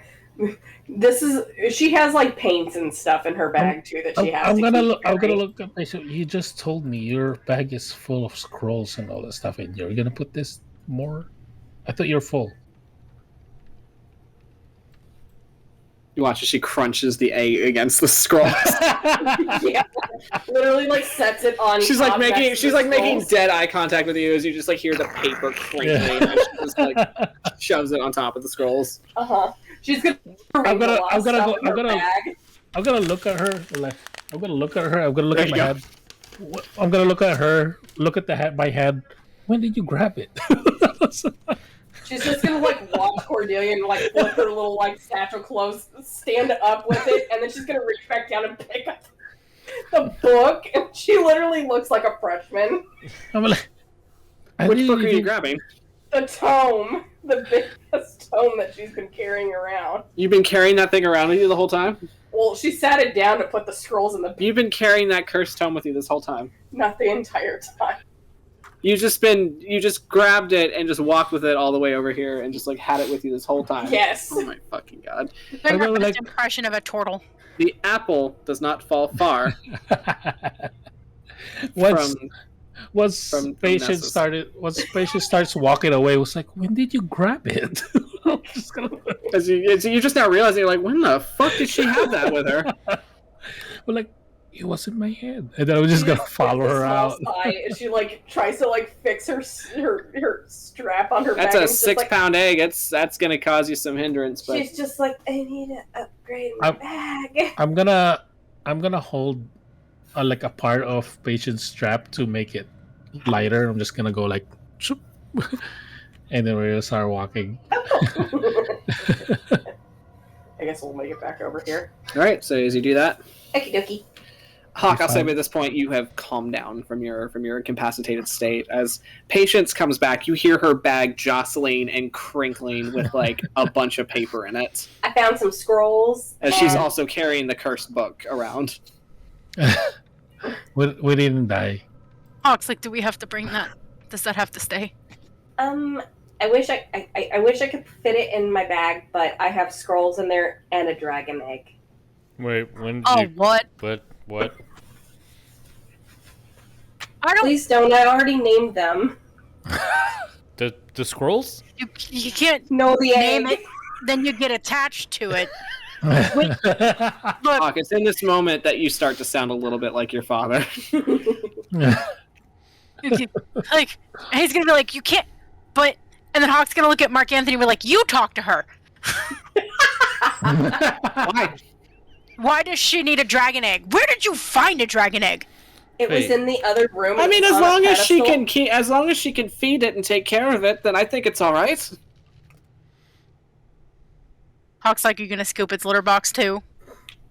Dragons don't need Yeah, a they litter don't box. need litter boxes. That's very, very They're very rude. independent creatures.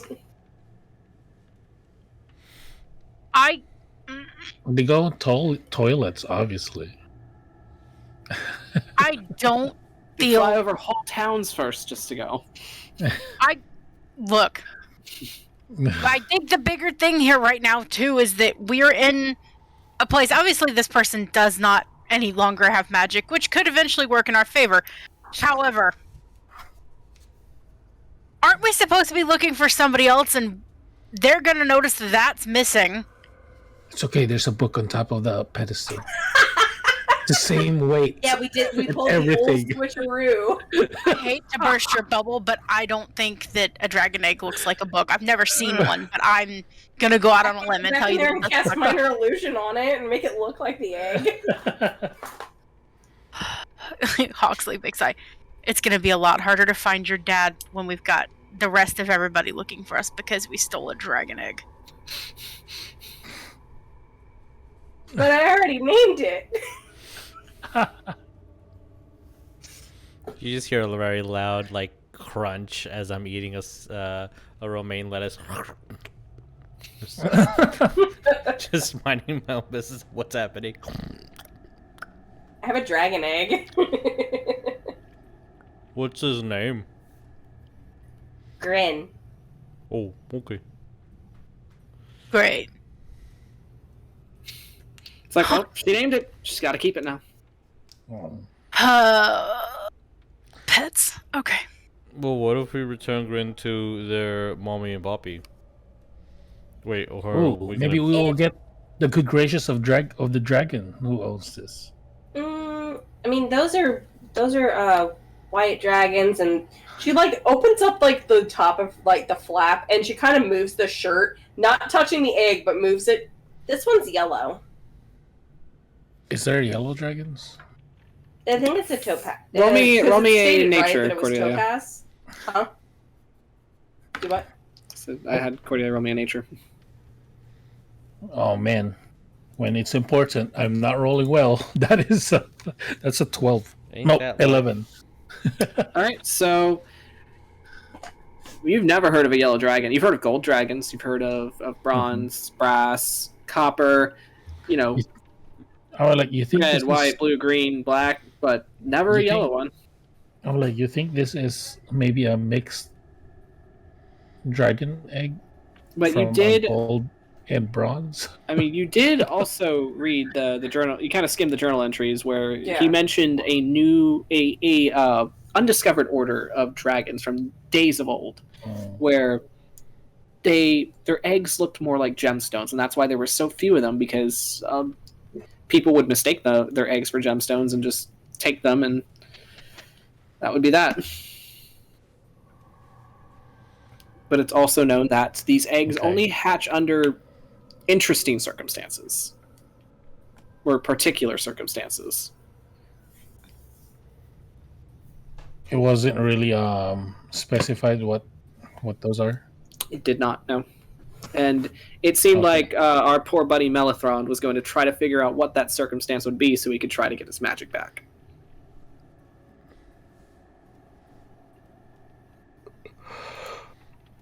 Okay. So.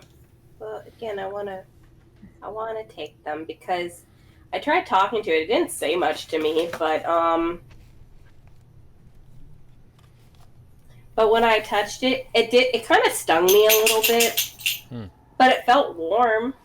Why don't we take the egg to our dragon friend? Oh, I'm sure he'll love that.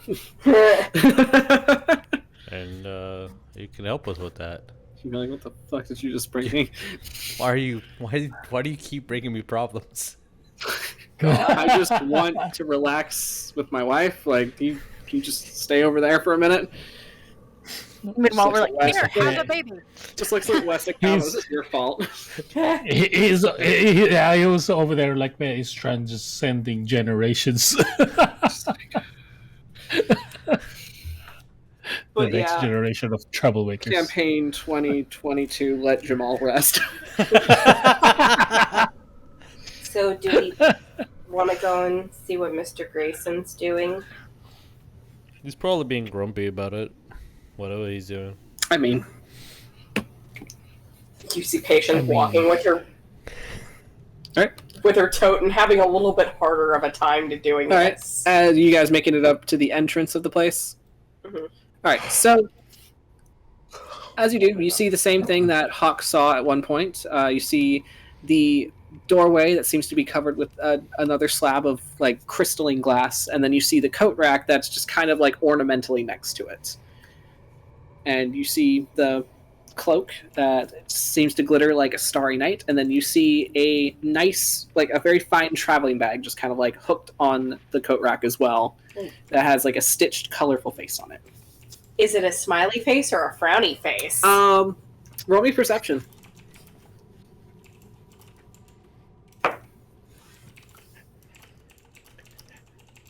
$17. Well, Patience, you wouldn't know the difference between either, but it is smiling. Does she know what it is? Roll me a... Roll me a Arcana. This is the magic item. God. Oh, so 18. I want you to quit stepping on my books. What'd you get? 18. So you remember, someone in your dad. You remember, kind of like reading through your dad's books, and he wrote quite a bit about a few of the adventures. And one such illustration in the book was a party member, specifically that of a very robust dwarven man carrying around a bag that had a similar design on it. Very beautiful, long, flowing hair with a even more beautiful construct next to him. She looks at the bag and then looks back at everybody. I think I found my bag upgrade. Oh, okay. Oh. Do we recognize the symbol? That was on the back. Well, Cordelia, you look at the bag and you're like, oh, Uncle Ragnar has a bag like that. Oh, Uncle Cow has a bag like that. Uncle West told us about a bag that frowns. You know to save that one specifically for hill giants. Yeah. Hill giant deterrent. And elves to throw on Yes. it. You and Tarsius plot for the very day that you get a chance to perform the same feat as Uncle Cow and West. You've been training. Training for a specific day. She's gonna look at the cloak too, but that's not like her. She's just gonna kind of like cock. Looks a her little head too and tall for you. It's too tall for me. Oh, the DM I sent you a message. Oh, cool. My computer wants to be weird. Hold on. Cloak? There's a cloak. What's? So it's this cloak of like. Roll me a stealth. Yay. Yeah. I love This those random giant- pockets of stylus and the DM just going, roll me stealth. That was a natural This- 20, but I am exhausted, so I have to roll again. Okay, roll again. So, I'm going to wait for this roll to see what happens. 14 total. What's everybody's passive perception? My passive is Oh, my passive 16. 16. Okay, Cordelia. All right, Hawk, what do you got? 13. 13. Okay, so as Patience is talking about this cloak and being like, I think it's too tall. I think it's too tall for me. And Cordelia, you just happen to like look out of your peripheral and you see his Tarsius. My snakes are Tarsius trying to like lumber his way over as he kind of sneaks up to the coat rack, kind of like delicately grabs the cloak and just like tries to like pull it. And he gets stuck in his horns. He's like, oh no. My snakes be like.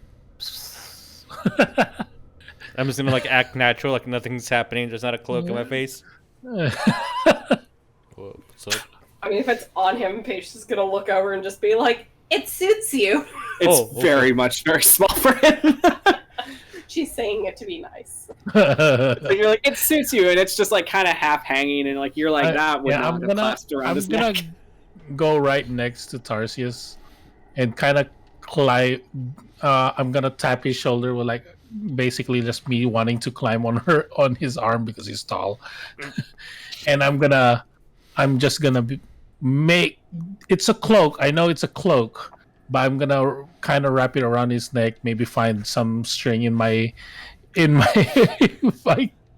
my bag and make it like a cape. awesome. Okay. So it's a cape. You try to make him a little cape. A cape of stars. I'm gonna look at it with like, I don't know what this do, but hopefully it'll work on you. Hopefully it'll work out. I have magic. I'm gonna try my absolute best to make Hawk's hair just move. And I'm concentrating like I had the Force or something. You were concentrating as hard. You were concentrating so hard. And like for a brief moment, you're pretty sure you made his hair move, but it could have happened at the exact same time he kind of moved his head. But I like to think you did it. I'm gonna look at my sister. See, I was working already. Cool. While that's going on, Confused face. Patience is grabbing the bag of holding and opening it and just kind of like looking to see, making sure that there's nothing else inside the bag. And a hill giant comes out. The hill giant's arm comes out.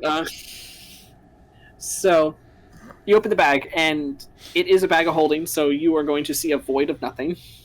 Okay. Do I reach in and see if there's anything in there? Or... You reach your little arm in, and you watch as she kind of like dips her arm in, and it's like she's like going all the way down into it. Uh-huh. And your hand comes up with one supreme healing potion. Okay. Bro. Nice. Cool. She is going to take the time to transfer everything from her teeny little satchel into there. And as you just kind of like take all, you watch as Patience just like sets the bag of holding on the floor, and she takes her bag and she just upends it carefully into the bag, and you watch as these things tumble in, but nothing. You don't see any sound of like anything like falling on the ground. So the egg goes in, the scrolls. Wait, actually, she's gonna keep the egg. I take it back. She's keeping the egg in her actual satchel. So she takes the egg out, and you watch as she just like dumps everything else in. Yeah, so her and you watch scrolls, just like a handful of scrolls just tumble into the bag of holding. Scrolls, what healing potions she When had. Cordelia, when Patience does that, I'm gonna look at her and tap her head. You're smarter than you look. With the egg. You never know. She gets it from some side of the family. Her greater healing potions go in. It's like you never know. That eggs might be alive. Her marvelous pigments. Greta goes in there. Yep. She keeps her boomerang on her side. Her random little trinket jars with buttons and rocks and shit also go in. So the most important. And you watch as everything tumbles into this bag, and it looks like this bag has nothing in it, and you just think for a moment, oh, I can have so many more trinkets now. Literally, she's just like... She's also going to take the cursed tome and plop it in there, too. Alright, you take the cursed tome, you just like slide it in, and now you have one cursed tome that gives you infinite knowledge at the expense of madness. Cool. Let me write all this down. That's a great idea. It's pretty fair if you ask me. That's a pretty fair trade. I gave y'all a fucking dragon egg and a cursed tome that might belong to someone. Oopsie doopsies. We'll see how that goes. Is that all that's in this area? So Greyson's currently perusing through all of the notes and the papers and different artifacts that are kind of hanging around in that alcove, and just kind of parsing through old spell components and just kind of. It looks like he's shopping for wine almost. He's just weighing his options. He's checking out the papers, kind of feeling if he finds blank sheets of paper, he just kind of feels the texture of it just to see what it's worth. Checks to see if any of the inks are dried out. Just kind of it looks more like he's judging this wizard's space and trying to size him up that way. I'm gonna walk past him and just look at him with a slight little glance, I'm a wizard now, and I'm gonna try to open this door. He's just yes, that's very nice. He's just reading through something, not paying attention to you. As you kind of slide the door open, you walk in and you see just this wizard's workshop, just completely untouched, just with dried herbs, kind of these crystals sitting everywhere, jars of stuff that don't seem to be labeled. I'm gonna grab one of one gem, one herb, one random jar empty, one random jar full of stuff, one piece of paper, one of an item, and put it in my bag because I'm going to need them when I perform wizard stuff. This is where Tarsius takes one level in wizard. Okay, as you do that, kind of just shove a little bit of everything in your bag. You're just all right, one sprig of, I don't know what this is, and you smell it, you're all right. You look at a rock, it's shiny and purple, it's very nice, you put that in there. You kind of shake a jar, and it makes a sloshing noise, but kind of a slow viscous sloshing. You're all right, you just kind of put that in your bag too. And then you also pick up a bottle that has a. It looks to have like. It's like kind of like an alcoholic like color in amber, and it looks like it has like a bit of something floating in it. And you kind of like squint at it. It's a little dark in here, but like it looks like a toenail. Oh, I wonder what that toenail's from. I don't know. You just kind of shove it in your bag. You're like, all right, that looks magic-y enough. Yeah, toenail magic-y bag. To 1 potion of toenail. Potion. Gross. That's not how you spell the word potion at all. Is there anything over in this direction? That looks to be like a bedroom area for sleeping. So you kind of like look at it and you just see like a bed, a wardrobe that looks like it would hold clothes, and then just like a general area for sleeping. It doesn't look like there was like much to it other than he just used that area to sleep. There's nothing over here though. Like there's nobody in there or anything like that. Roll me perception. Oh boy. Maybe I should have not said anything.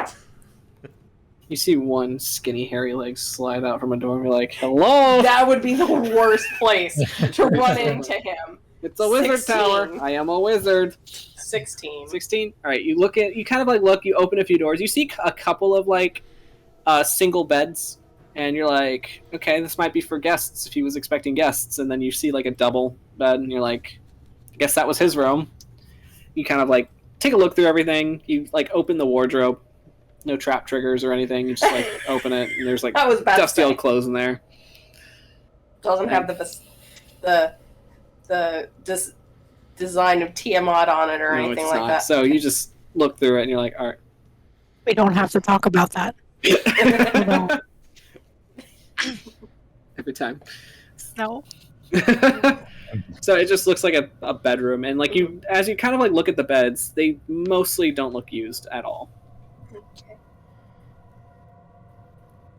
So Okay. with that, you've explored this wizard tower. We can take a break right here Okay. and reconvene in a short bit. All right, taking a little break. Back in a little break.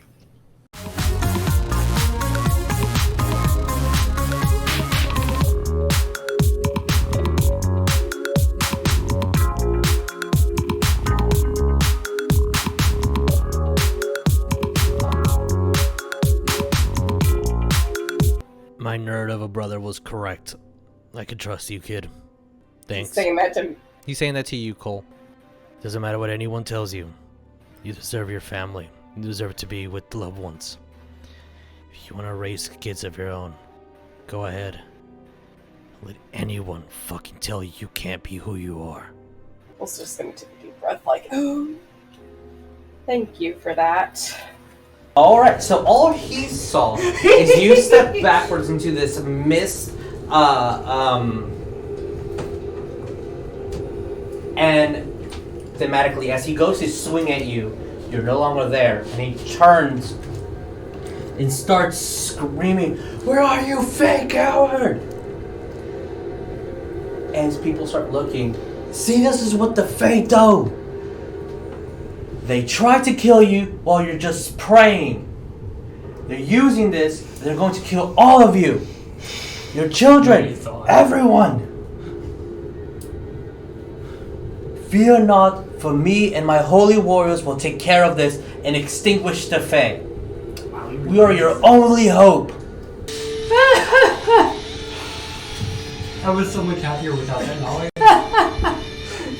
Felt like I actually named my hands. Debatable. One green buddy. Tap. Create a green squirrel token. Response? To fucking. I really shouldn't have thrown that 3 at your face. I really should have held it for. Why do I keep wanting to call him Toski? He's like Chatterfan. Yeah. There is a legendary squirrel. It's called Toski. Yeah, Toski or something. Toski. Toski. Okay. I'm creating a squirrel unless someone fucking dicks me again. Stifle. Judge. Squirrel comes into play. Baby sees squirrel. I get 2 squirrel. Okay? 2 squirrel. I have 3 now. Because one was originally there. Don't touch my squirrels. They're adorable.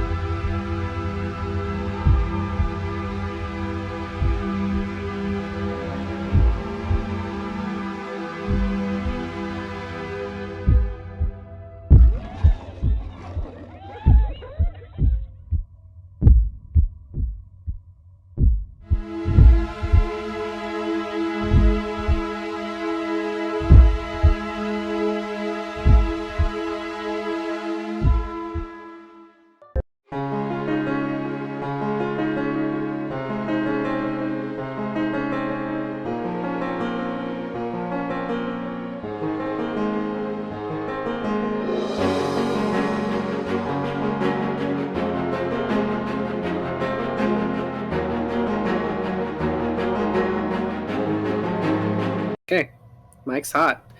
All right, so just a small housekeeping thing. So Greyson, unfortunately, is having internet issues, so we'll come back to Greyson when we get on the next time around. If Greyson isn't able to rejoin us soon by the end of the session, so we'll work around that. So as you guys are currently in the tower of what's his bucket, whose name I completely who remembers this wizard's name?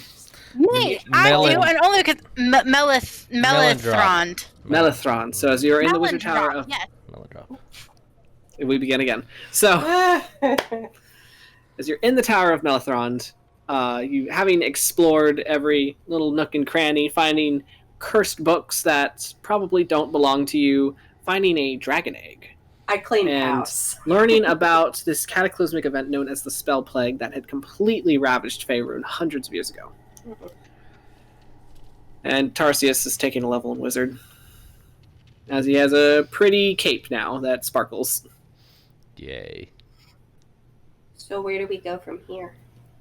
As you guys stand in front of what looks to be an exit. Oh, okay. My little kleptomaniac friend, Yeah. He. Hawk's gonna like gesture broadly to the exit. As she just kind of like twirls on a hoof with her new found bag of holding that she took off of this wizard's coat hanger. She's going to approach the exit and peek outside.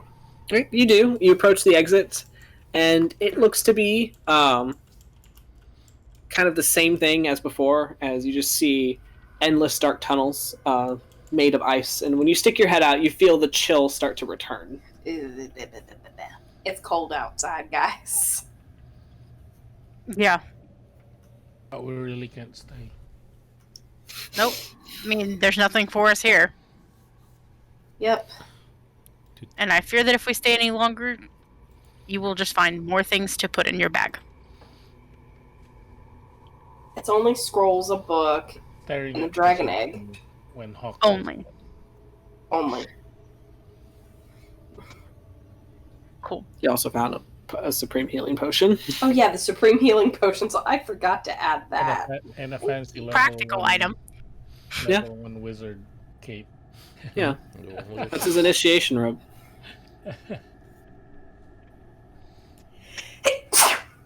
Bless you.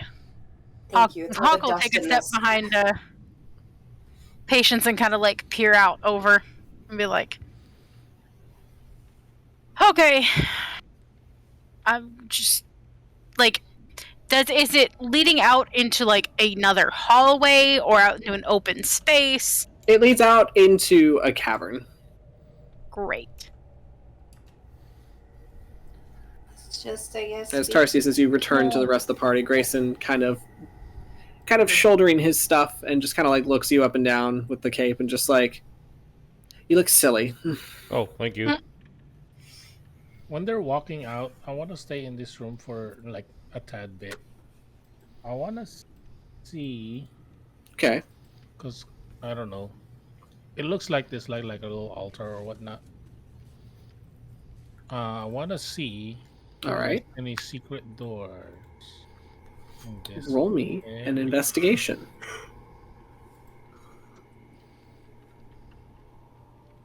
No.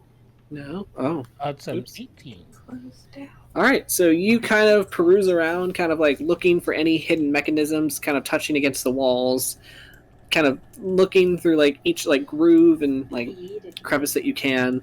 Doesn't seem to be any secret anything. Seems to be exactly what it is.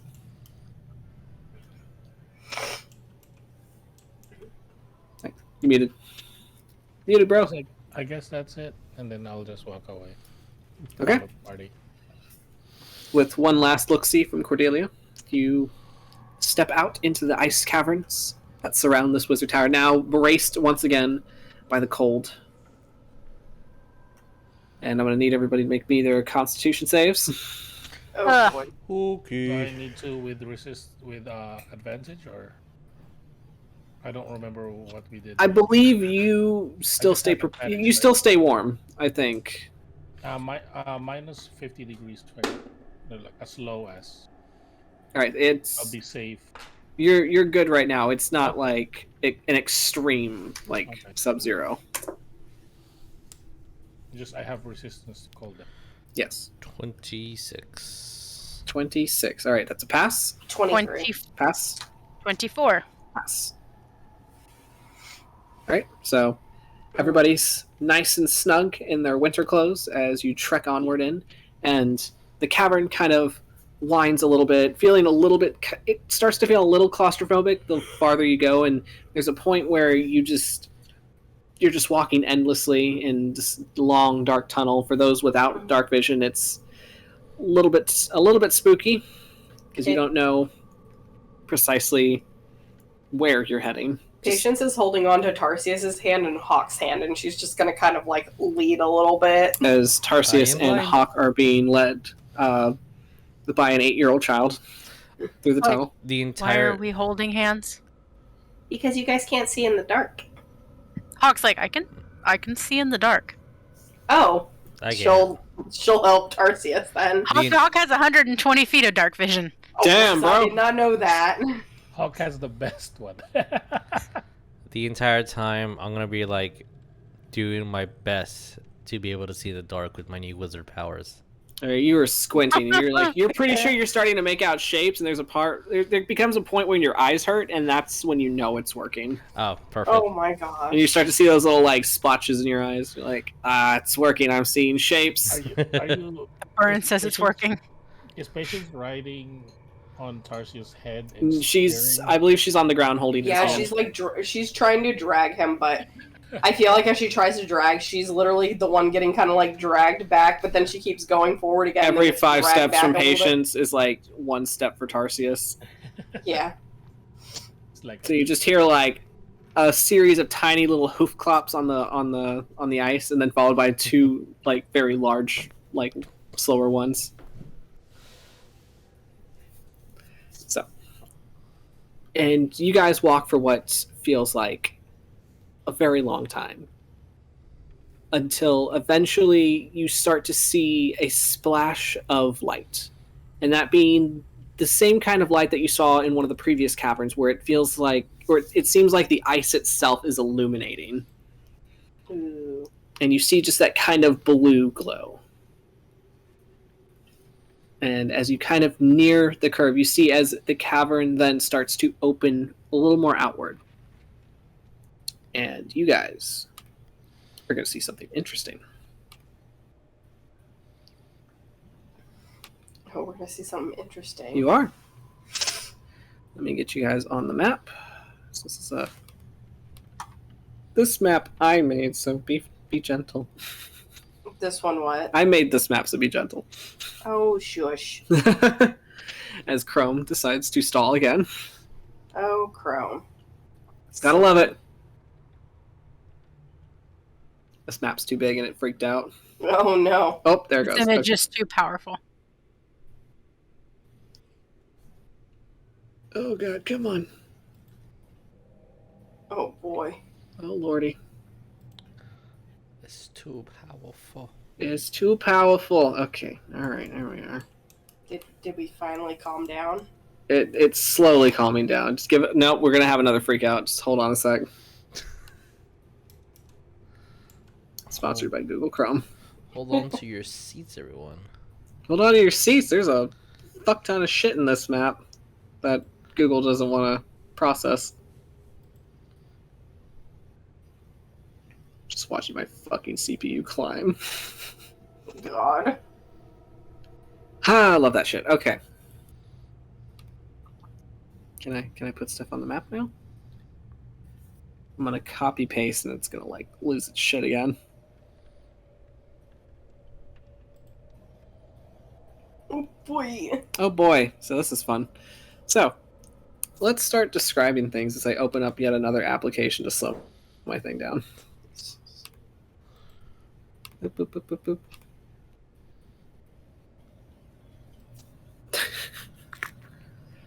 All right. All right, Google. Back to not freaking out. Okay, good. We're not freaking out anymore. Yes, that's literally them.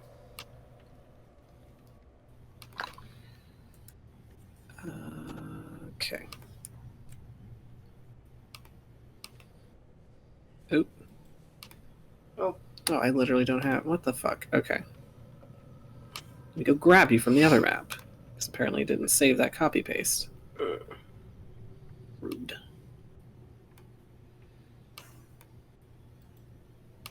Put you together. And. Beamed to the next map. Yep. You're getting beamed up. Copy. Woohoo! Hey, Scotty. Get ready for this shit. I'm excited and scared. Oh, you should be Same scared. time. Oh no! Don't Please put it be like scared. that. Please be scared.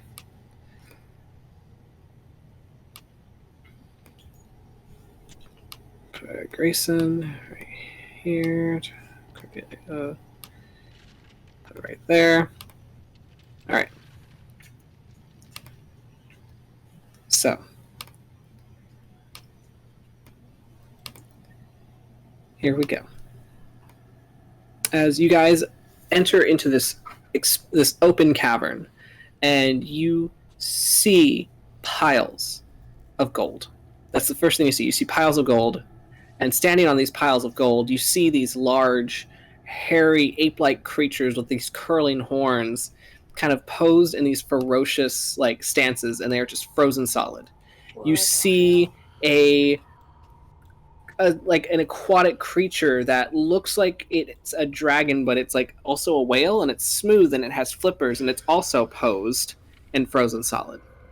You see a large ship just sitting atop one of these piles of gold. You see a frost giant. You see a Minotaur, also frozen solid.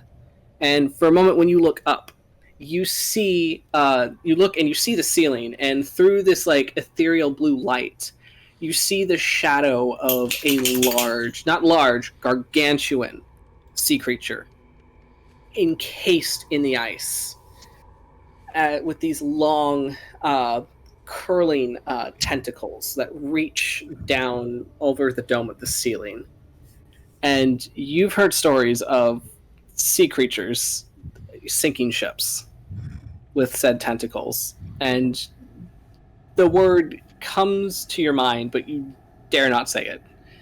But there is a kraken frozen in the ice above you. Oh, that's terrifying. And just a little ways away, you see a cage in the center of this trophy room. And in that cage, you see the back of a person, kind of like bent over and just like furiously writing on stacks of paper, and kind of like moving around nervously, like walking around, like a lion pacing its cage, very, very anxiously.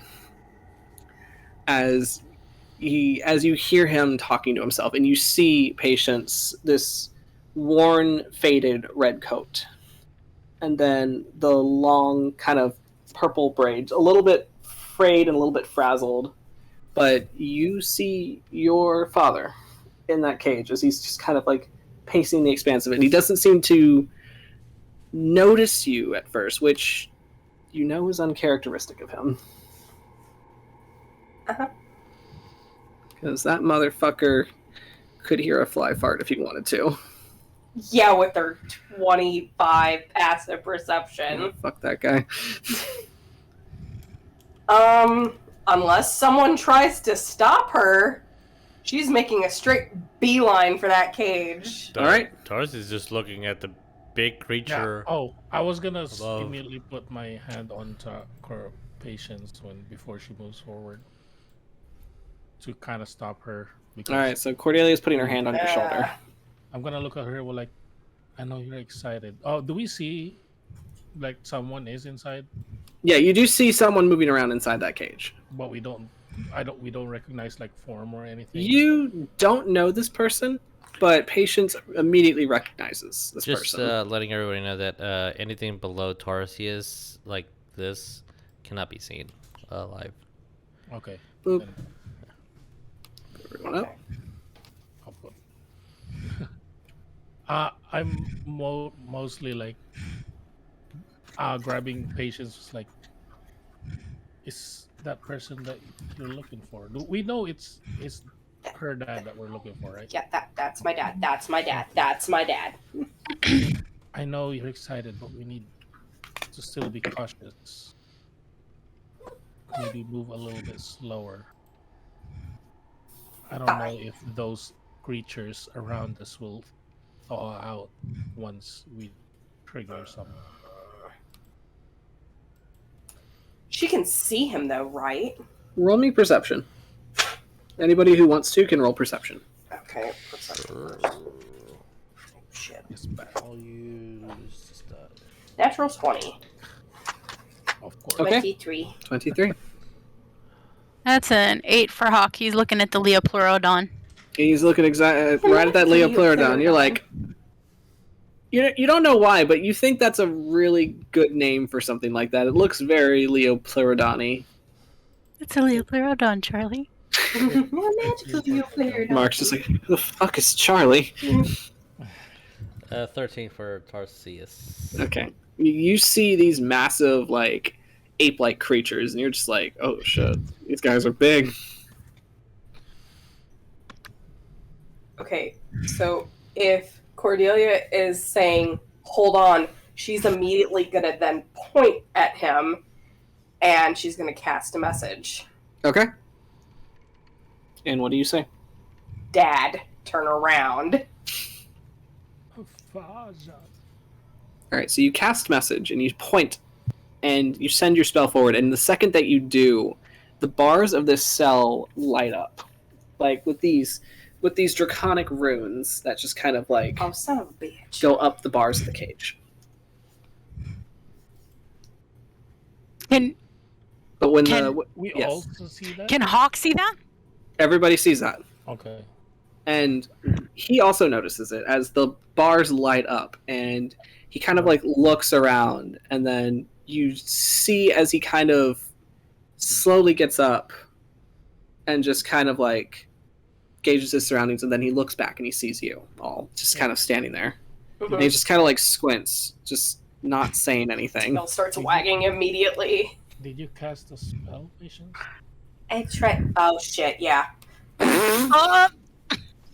Potted plant. No. Potted plant. Just do the best This would reunion be- ever. This would be the best potted plant, yeah. I was just. No, I was. Thought I saw Oh, my that daughter, but it's a scared me plant. for a second. Damn it. It started to. It started, but then it went to a 14. My dreams are That crushed. was just me asking because Yes. of the glow. So it was like, maybe it's locked by magic. And so I will say, Patience, with yours, you rolled you rolled a 20, if I recall.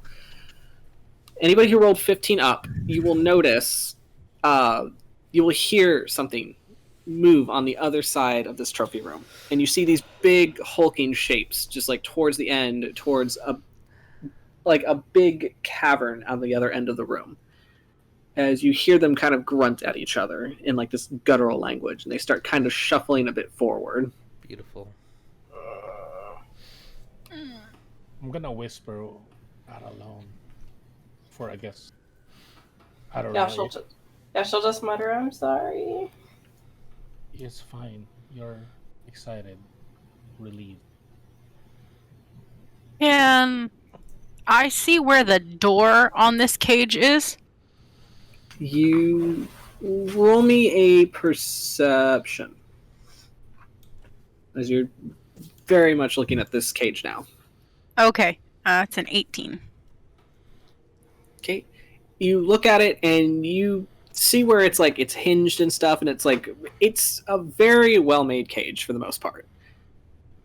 It's a little bit rusted in some spots, but that looks to be from, the age of it. But you don't see a door. Does it have a bottom? From what you can tell, no. Great. Okay.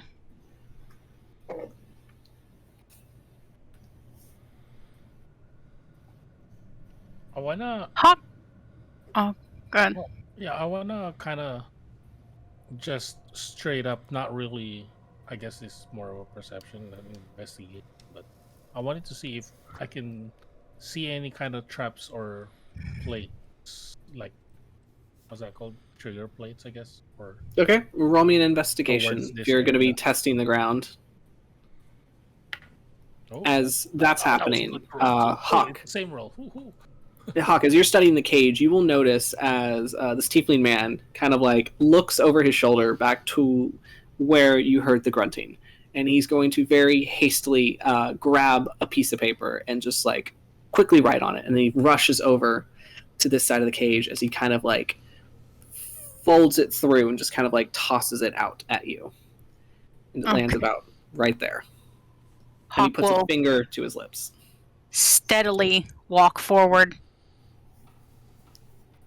I'm gonna block the way up for a bit. and slowly and steadily walk forward, so as not to make a sudden burst of movement that the thingies might see. Roll me stealth. Great! We're not good at that. We jingle. Okay.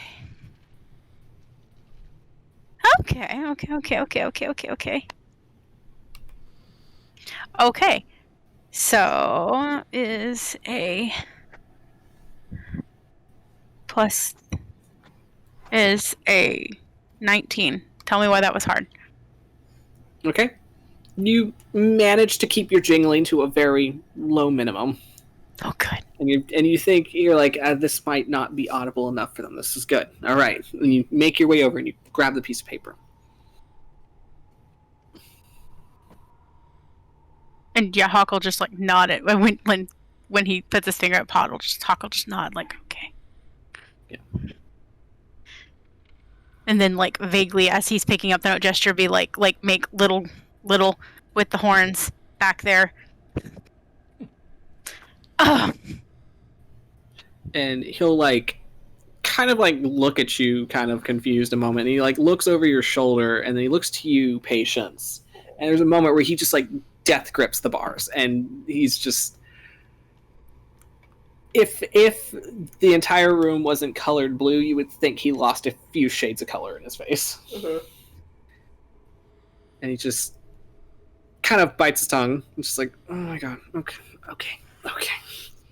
And you watch as this man who's like well into like his, his 40s, just like just grappling with a panic attack at the moment. Sounds about right. Right. Sounds about right. Do anything else, Hawk? He's gonna read the note. Okay, so you read the note, and it says, "Don't make a sound. We're being watched." He's gonna look up and look at the note and look at Cole or at the person and be like, okay. He's gonna. Ooh, does he have inventory? Do we have inventory? Do we? I want to know if Hawk has something to write with, but he doesn't. I don't think. No. When you make that face, the tiefling man's gonna give you like a very withering stare, and he's just gonna hold his hand out back for the paper.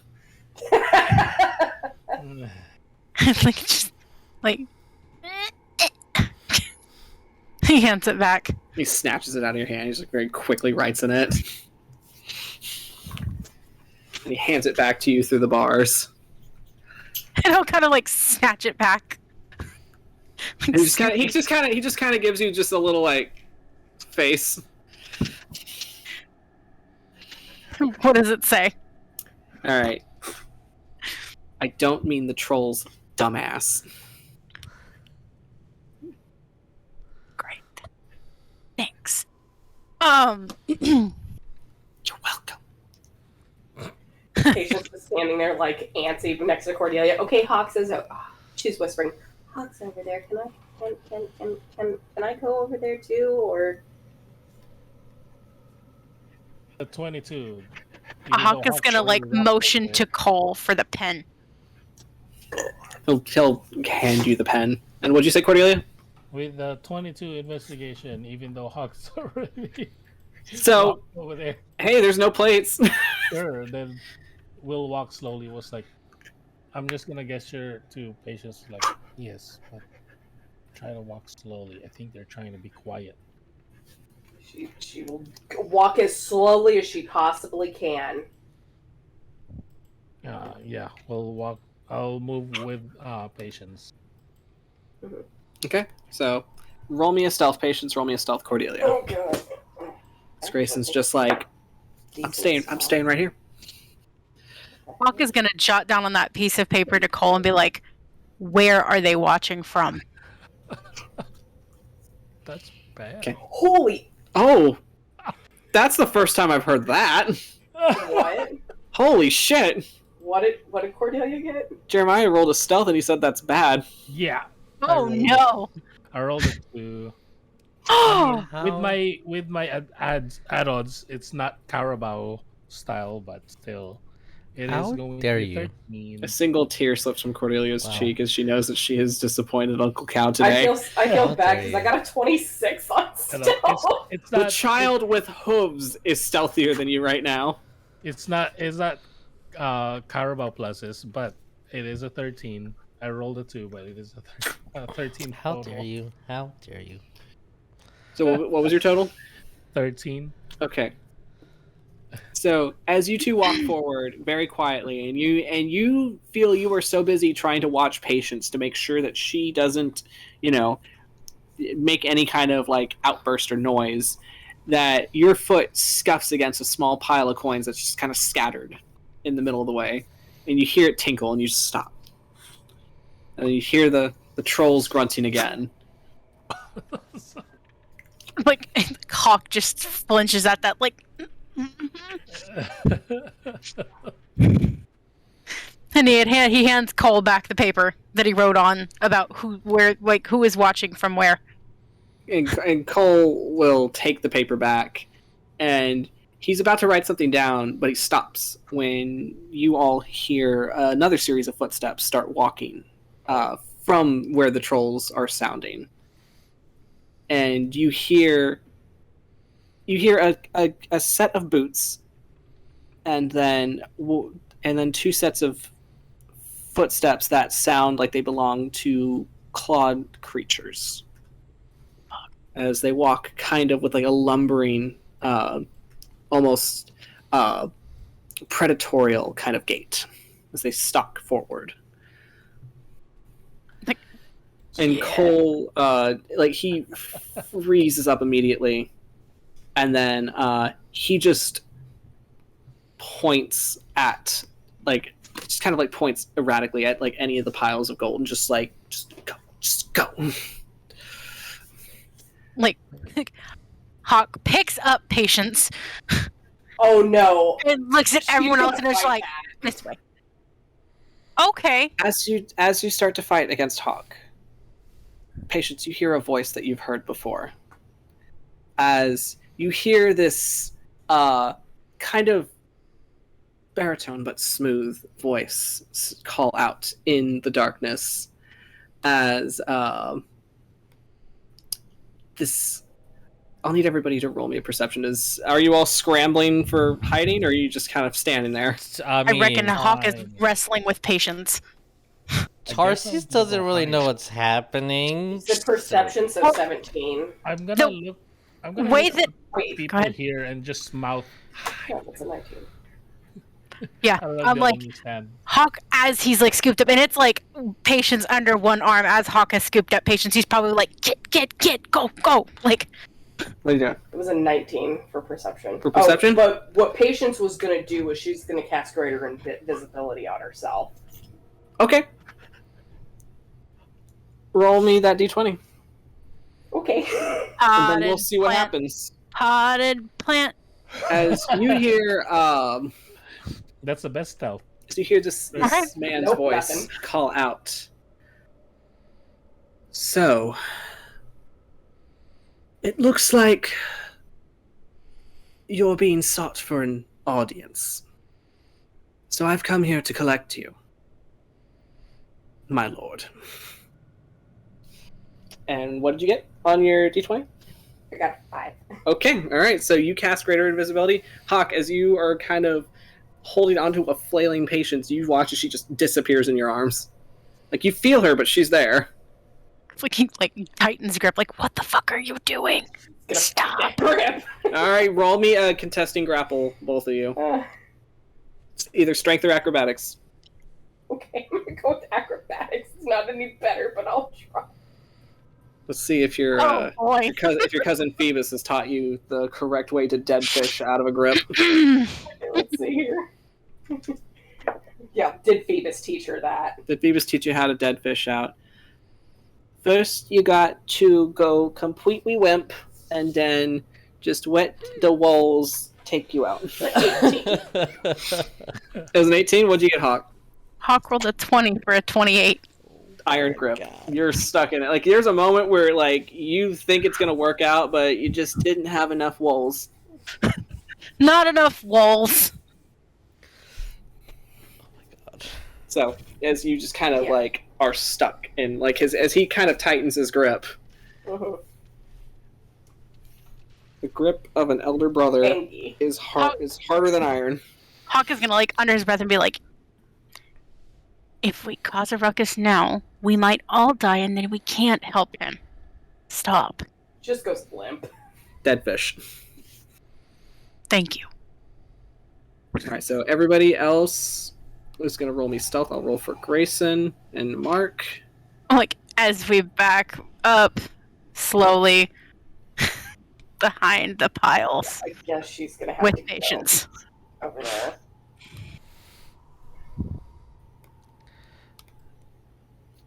Yes, Tarsius will go over here. Alright. As you guys, what did we get on our stealths? So, I got a natural 20, but I'm exhausted, so that is You are. a 14. Okay. I have a 22. 22, alright. Oh. What did we get? Well, Patience, you're being carried, Yeah, I'm being so carried. it's all on Hawk. Hawk got a 13. Okay. You said that the person called out and it sounded like a voice that was familiar. It was a voice that, you don't have to roll for this, but this is a voice that Patience knows. So, as you guys take to hiding behind these piles of gold, trying to keep yourself as scarce as possible, you watch as this tall, broad man steps forward towards Cole's cage, and he's wearing he looks like to be wearing the same garb as the cult, just kind of like this scaled draconic looking armor. It almost looks like splint mail, to be honest, but it's toned red, and you see as his hood is drawn up, and it is a red cloak. As he steps forward, completely pristine and imposing, flanked by two of these white infernal draconic creatures that you had seen before, that Nolene had summoned on the Sea Devil when you were fighting her. As he steps towards the cage, and he pauses as you guys hide. There's like a slight tinkling of the coins as you guys just kind of like try to brace yourselves against it. And there's one where he just kind of like tilts his head, and then kind of has this kind of the cat that got the mouse kind of smirk as he looks to the tiefling man in the cage and just goes, "If you would follow me." And you watch as he reaches out and he grabs a hold of one of the bars, and you watch as the runes that once kind of like had this blue glow to them when the magic kind of negated itself away from the cage, you watch as the runes turn red, and a door opens on this cage. As Cole kind of remains backed in the corner, he doesn't really say much of anything other than just stare directly at this man. As there's a moment where he's kind of deciding what to say, and then he stops himself and just, "Am I allowed to ask for what reason? I'm sure this Severin's a busy man and would rather speak with our wonderful hosts." As this man, that Patience, you know as Cormorant, kind of gives a small chuckle and just, "Oh, but you're the guest of honor, aren't you? It would be rude for us to start talking about negotiations with, what to do with the Nine Hells and whatnot. I mean, if you would. It would be very rude if I had to drag a Lord of the Nine out by his heels. As he levels a look at Cole, and Cole just kind of smiles, painfully so. And he just walks out of the cage. And you watch as they leave. As they head out past these trolls and through a large cavern. And what do we do? Looking at Hawk.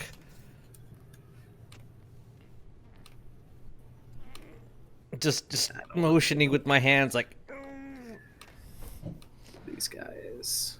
You motioning what? I'm motioning with my hands like grab, like that. I'm just doing this and pointing at myself, pointing at the older patients. Hawk is gonna be like, I mean, if you're feeling brave. Patience is going to drop her greater invisibility that she had up, and As poof, she's back in your arm. looks like this is a child that's usually like, you know, not a lot scares her. She looks terrified. Hawk's gonna come be like, are you Like okay? she's shaking and everything. Like this child that has a god complex larger than her own father's is just shaking like a leaf in your arm now. Hawk's gonna be And like, looking like she saw a boogeyman. are you okay? We're gonna get him back. It's gonna be fine. They already know we're here. I'm sure they do. No, he knows we're here. She's pointing in the direction just of... Yeah, just... He knows we're here. And Hawk's gonna be like, I'm sure he does. But is it? Are you afraid for your father, or are you afraid of his captors?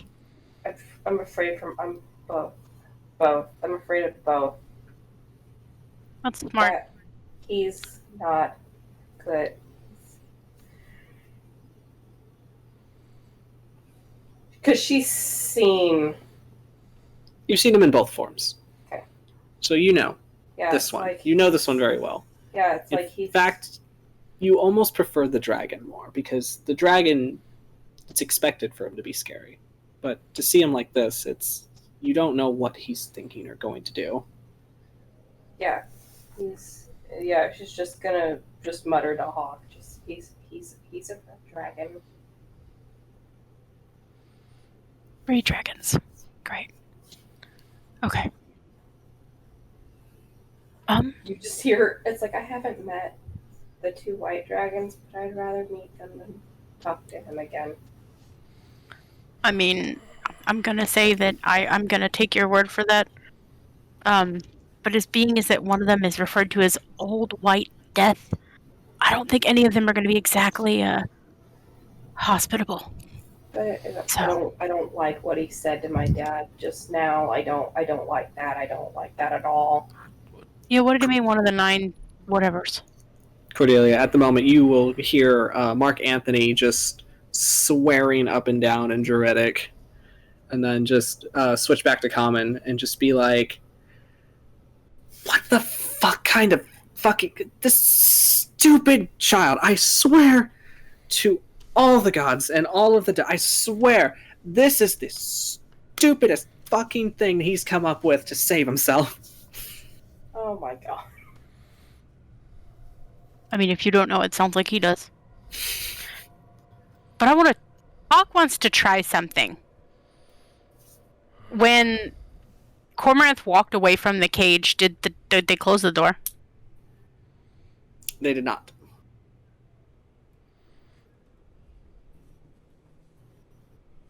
Hawk wants to take the bracelet Okay. and go and... Because there was no door, right? It just materialized?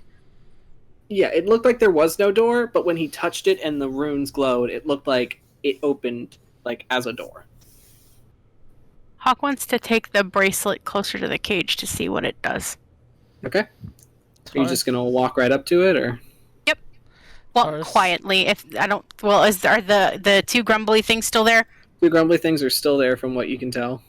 Okay, so yes, quietly try to walk back up to the cage to see if it does anything. Tarsius is watching intently, and like a dog who was just told to sit, and there's a cat walking in front of them, and they're twitching. He's just, if anything goes south, he's just charging at the thing that needs to be charged at. Okay. Okay, Right. so I'll go walk So up. roll me your stealth. You're doing it quietly. Okay, here we go. Oh, that was really good. It's unfortunate. Oh, it wasn't bad either. Okay, hold on. I got a 19 and a 14, so that's 17. All right. So you manage just well enough to kind of sidle your way up. Then you hold your bracelet out. And you feel just kind of like that familiar like thrum of magic as your bracelet it's kind of like draconic magic recognizing draconic magic, is like there's just like that thrum of activity, and you hold your bracelet up to it and you see the runes just kind of like lining along the cage.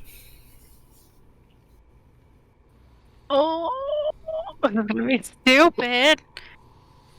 With the bracelet like wrapped around his hand, Hawk is gonna reach towards one of the bars and see if he can't like make it open. Roll me Arcana with disadvantage. I have advantage on that, so does it cancel out? So it'll be a straight roll. Okay.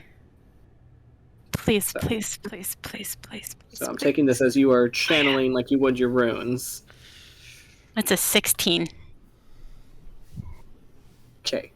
So you reach out, you put your hand on the bars, and you feel that kind of that magic like activate as you try to pull it open like you watched Cormoranth do. And there's a moment where you feel the bars almost give, but then it just snaps back into place. Like you're starting to kind of understand how it works, but this magic just might be a little too complex, a little too strong for you to just figure out overnight. Yeah, he's gonna sit there and be like, damn it, damn it, damn it, damn it, damn it. Okay. Move her way over to Tarsius. Okay. All right, Cordelia, what are we doing at this moment?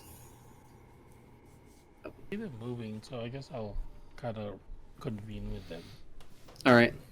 I am still gonna be stealthy about it too. I don't want. All right. Okay. So, what is the party's plan at the current moment? Such quiet, much stealth. We do not see them, right? You see two shapes at the end of the way. You don't. Okay. You can't quite make them out, but you know they're large, and they look kind of mean. Mm. And it looks like their main task is to simply guard. Yeah, I guess it was like, what do you want to do? You want to wait for him to come back? I don't. Let's try to figure out how to open this cage while they're not here. I will say, as you guys are contemplating your next move, roll me a perception. Oh, super bad. Natural 1, so 7. Okay. 16. 21. 16. 21 for patience. Okay. 12. 12. Okay. All right. So, Patience and Hawk. As you guys are kind of reeling about what to do, Patience, since you are the closest, you will notice a shift in gold next to Tarsius, like a very small shift. Mm-hmm. Like there's something underneath it.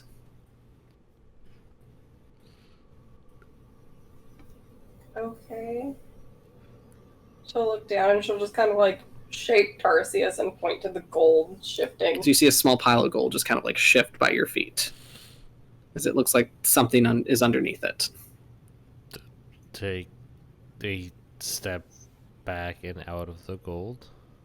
Okay. As you do, the shifting stops. There's a snake in there. That's it. I feel like it's been established that that's not a snake. It's a snake. It's a snake. It's It's bad a that bitch. Tarsius mentioned it, and now she's just thinking to herself, and she's like, "What if I actually talk to him?" And then she like stops herself, like, "No, that's a bad idea."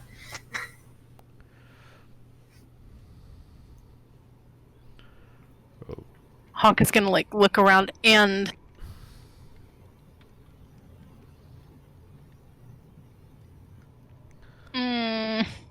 We damn it, he gave Cole back the pen and paper.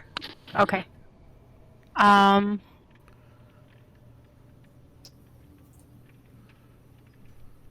Is there anything? No one can cast sending, can they? I believe Greyson is the only one that can.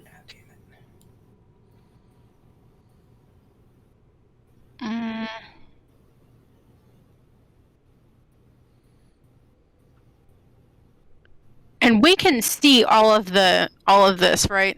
Yeah, you can see all of those guys like frozen solid, just like poised on these piles of gold like trophies.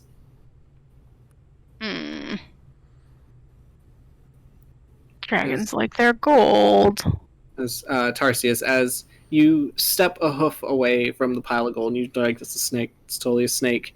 You watch as it kind of like tries to shift closer, but then it realizes that it's running out of room, and then you see a small blue hand kind of reach out from the pile of gold, just kind of like pat at the ground, trying to look for something. Blue. Small blue scaly hand. I'm gonna kind of kneel down, like in the direction where the hand would be. Do you need help finding anything?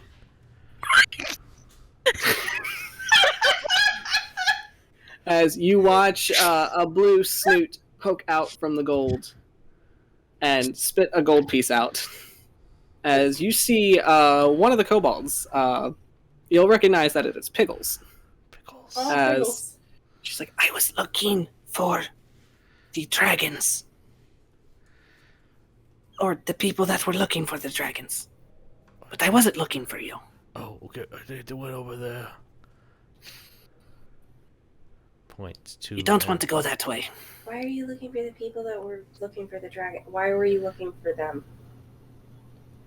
Because I knew they were going to upset our masters, and I don't want them to be upset, so don't go through the big hole.